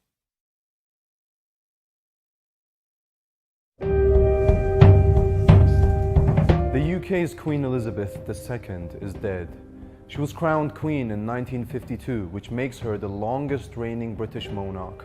And as you can imagine, she saw great changes during her time, like 15 different British prime ministers, or 7 popes. She refused to be involved in political affairs though, and rarely expressed her personal opinion. She was way too busy managing her family's internal turbulent times anyway. Despite being a very busy young woman, she still had a romantic determination and married Prince Philip of Greece at just 21 years old. Philip was a problematic choice because he was born abroad and had no money. Anyway, fast forward a couple of years, they end up having 4 children. At 27 years old, while on tour in Africa with her husband, her father King George died, and she now was queen. She adapted to the responsibilities of being tasked with a job for life at a young age. Her coronation was a main event with 200 million viewers. The royal family suffered from the very public scandals of her children's marital problems, like in 1997 with the death of Princess Diana or the whole Harry-Meghan situation. Last year in 2021, after 73 years of marriage, her husband Prince Philip died at the age of 99. His funeral took place at Windsor under the strict limitations of COVID-19. Her solitary pain touched the whole nation. Following her death, Prince Charles now takes over as king, and he has some big shoes to fill. The Prince Charles Philip Arthur George is now, by the death of our late sovereign of happy memory, become our only lawful and rightful liege lord, Charles III. From the balcony of London's St James's Palace, the reign of the country's 62nd monarch was formally proclaimed. A centuries-old tradition, this was once the way the country learnt a sovereign had died and a new one had taken the throne. For those watching on, it was likely the first time many of them had sung these words.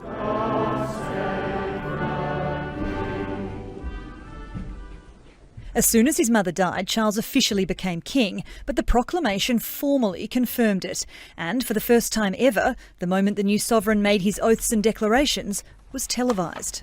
In taking up these responsibilities, I shall strive to follow the inspiring example I have been set in upholding constitutional government and to seek the peace, harmony and prosperity of the peoples of these islands. I swear by Almighty God. It was then the turn of British politicians to swear their allegiance to their new king.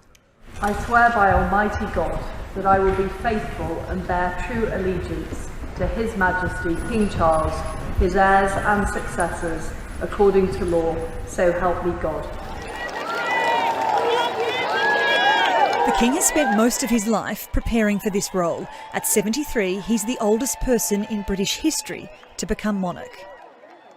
King Charles begins his reign balancing his private grief for the loss of his mother with his new obligations of public duty. The Queen has bequeathed him a legacy of public affection for the crown, but if his time on the throne is to be a success, he'll have to modernise the monarchy. It will be a delicate balance. It is, after all, a family business of sorts. But as the royals emerged from days of private mourning to view the tributes left to the Queen, the sight of two warring princes, once again side by side, indicated a sometimes fractious family may in the end be united by grief. Sarah Morris, TRT World, London. Chapter 10. Looking Forward. All through England's history, small inventions, new things that people make, have brought big changes to people's lives. When William Caxton made the first English printing press in 1476, the country changed in many ways. Now people could get more books more cheaply, and so they could get information about lots of different things. Because of this, information also became more standardized. It was written down in the same way each time, which was important in areas like science. The printing press changed the English language too.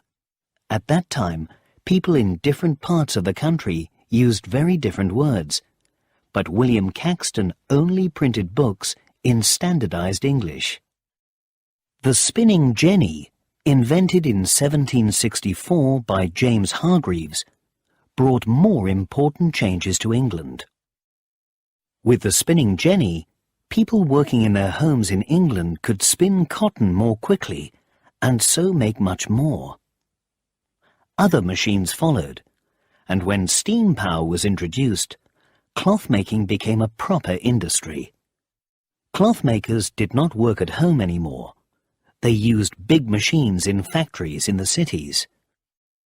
This was the beginning of the Industrial Revolution, and in 21st century England, people are in the middle of another revolution or great change, again started by several small inventions.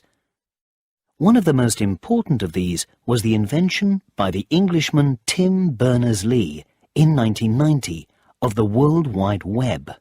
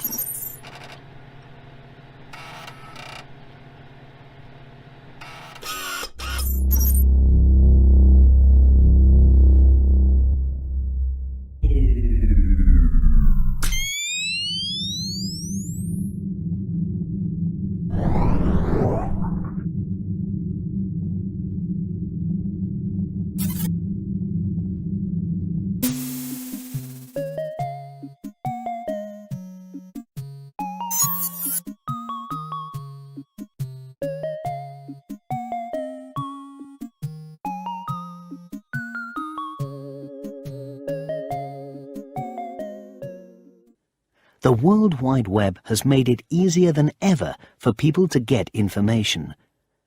Its invention is part of the digital revolution, which has given us mobile phones, computers, MP3 players, digital TV and much, much more. The digital revolution is changing many things about life in England. We can now talk on the telephone almost anywhere, send messages quickly around the world, and see people who are thousands of kilometers away through our computers. Because of this, people can study or work from home more easily, and work with people in different countries. We can shop and meet people on the internet, read books on our computers, and watch hundreds of different TV channels. And the machines we use every day, like radios, washing machines and cameras, are becoming better and cheaper all the time. But the digital revolution is also bringing new problems. Many people feel that modern technology makes life busier and sometimes more difficult. We can work wherever we are now, so for some people there is less time to think or to relax. Is it good for children to play computer games and watch TV so much? And are we forgetting how to meet people and make real friends because we talk to people through computers so much now? These are all difficult questions for England's future, and there are other questions we are trying to answer now too. For a long time, we have known that there are big environmental problems in the world. Factories, cars, and burning coal, oil or gas for fuel all make our air dirty, giving us global warming. So now we need to find ways to help the environment. Many English homes and companies are already getting their electricity from solar, sun, or wind power. And the government is giving money to people who use these renewable energies, ones that can be used again and again. In the future, we will probably use less and less coal, oil and gas. Many English people have been recycling more and more of their rubbish, and by 2011 they were recycling 40% of their rubbish. In the future, many people also believe that we will use electric cars more and other energy-saving technologies. The digital and environmental revolutions are changing England. England in 2100 will be a very different place to the England we now know. Will England have a king or queen? Will there continue to be big differences between rich and poor people? How many different languages will people speak? And will England have won the Football World Cup again? We cannot know. But we can probably hope that people will continue to watch Shakespeare's plays, climb the mountains of the Lake District, and visit the sights of London. And perhaps they will still say that England is a wonderful, exciting place.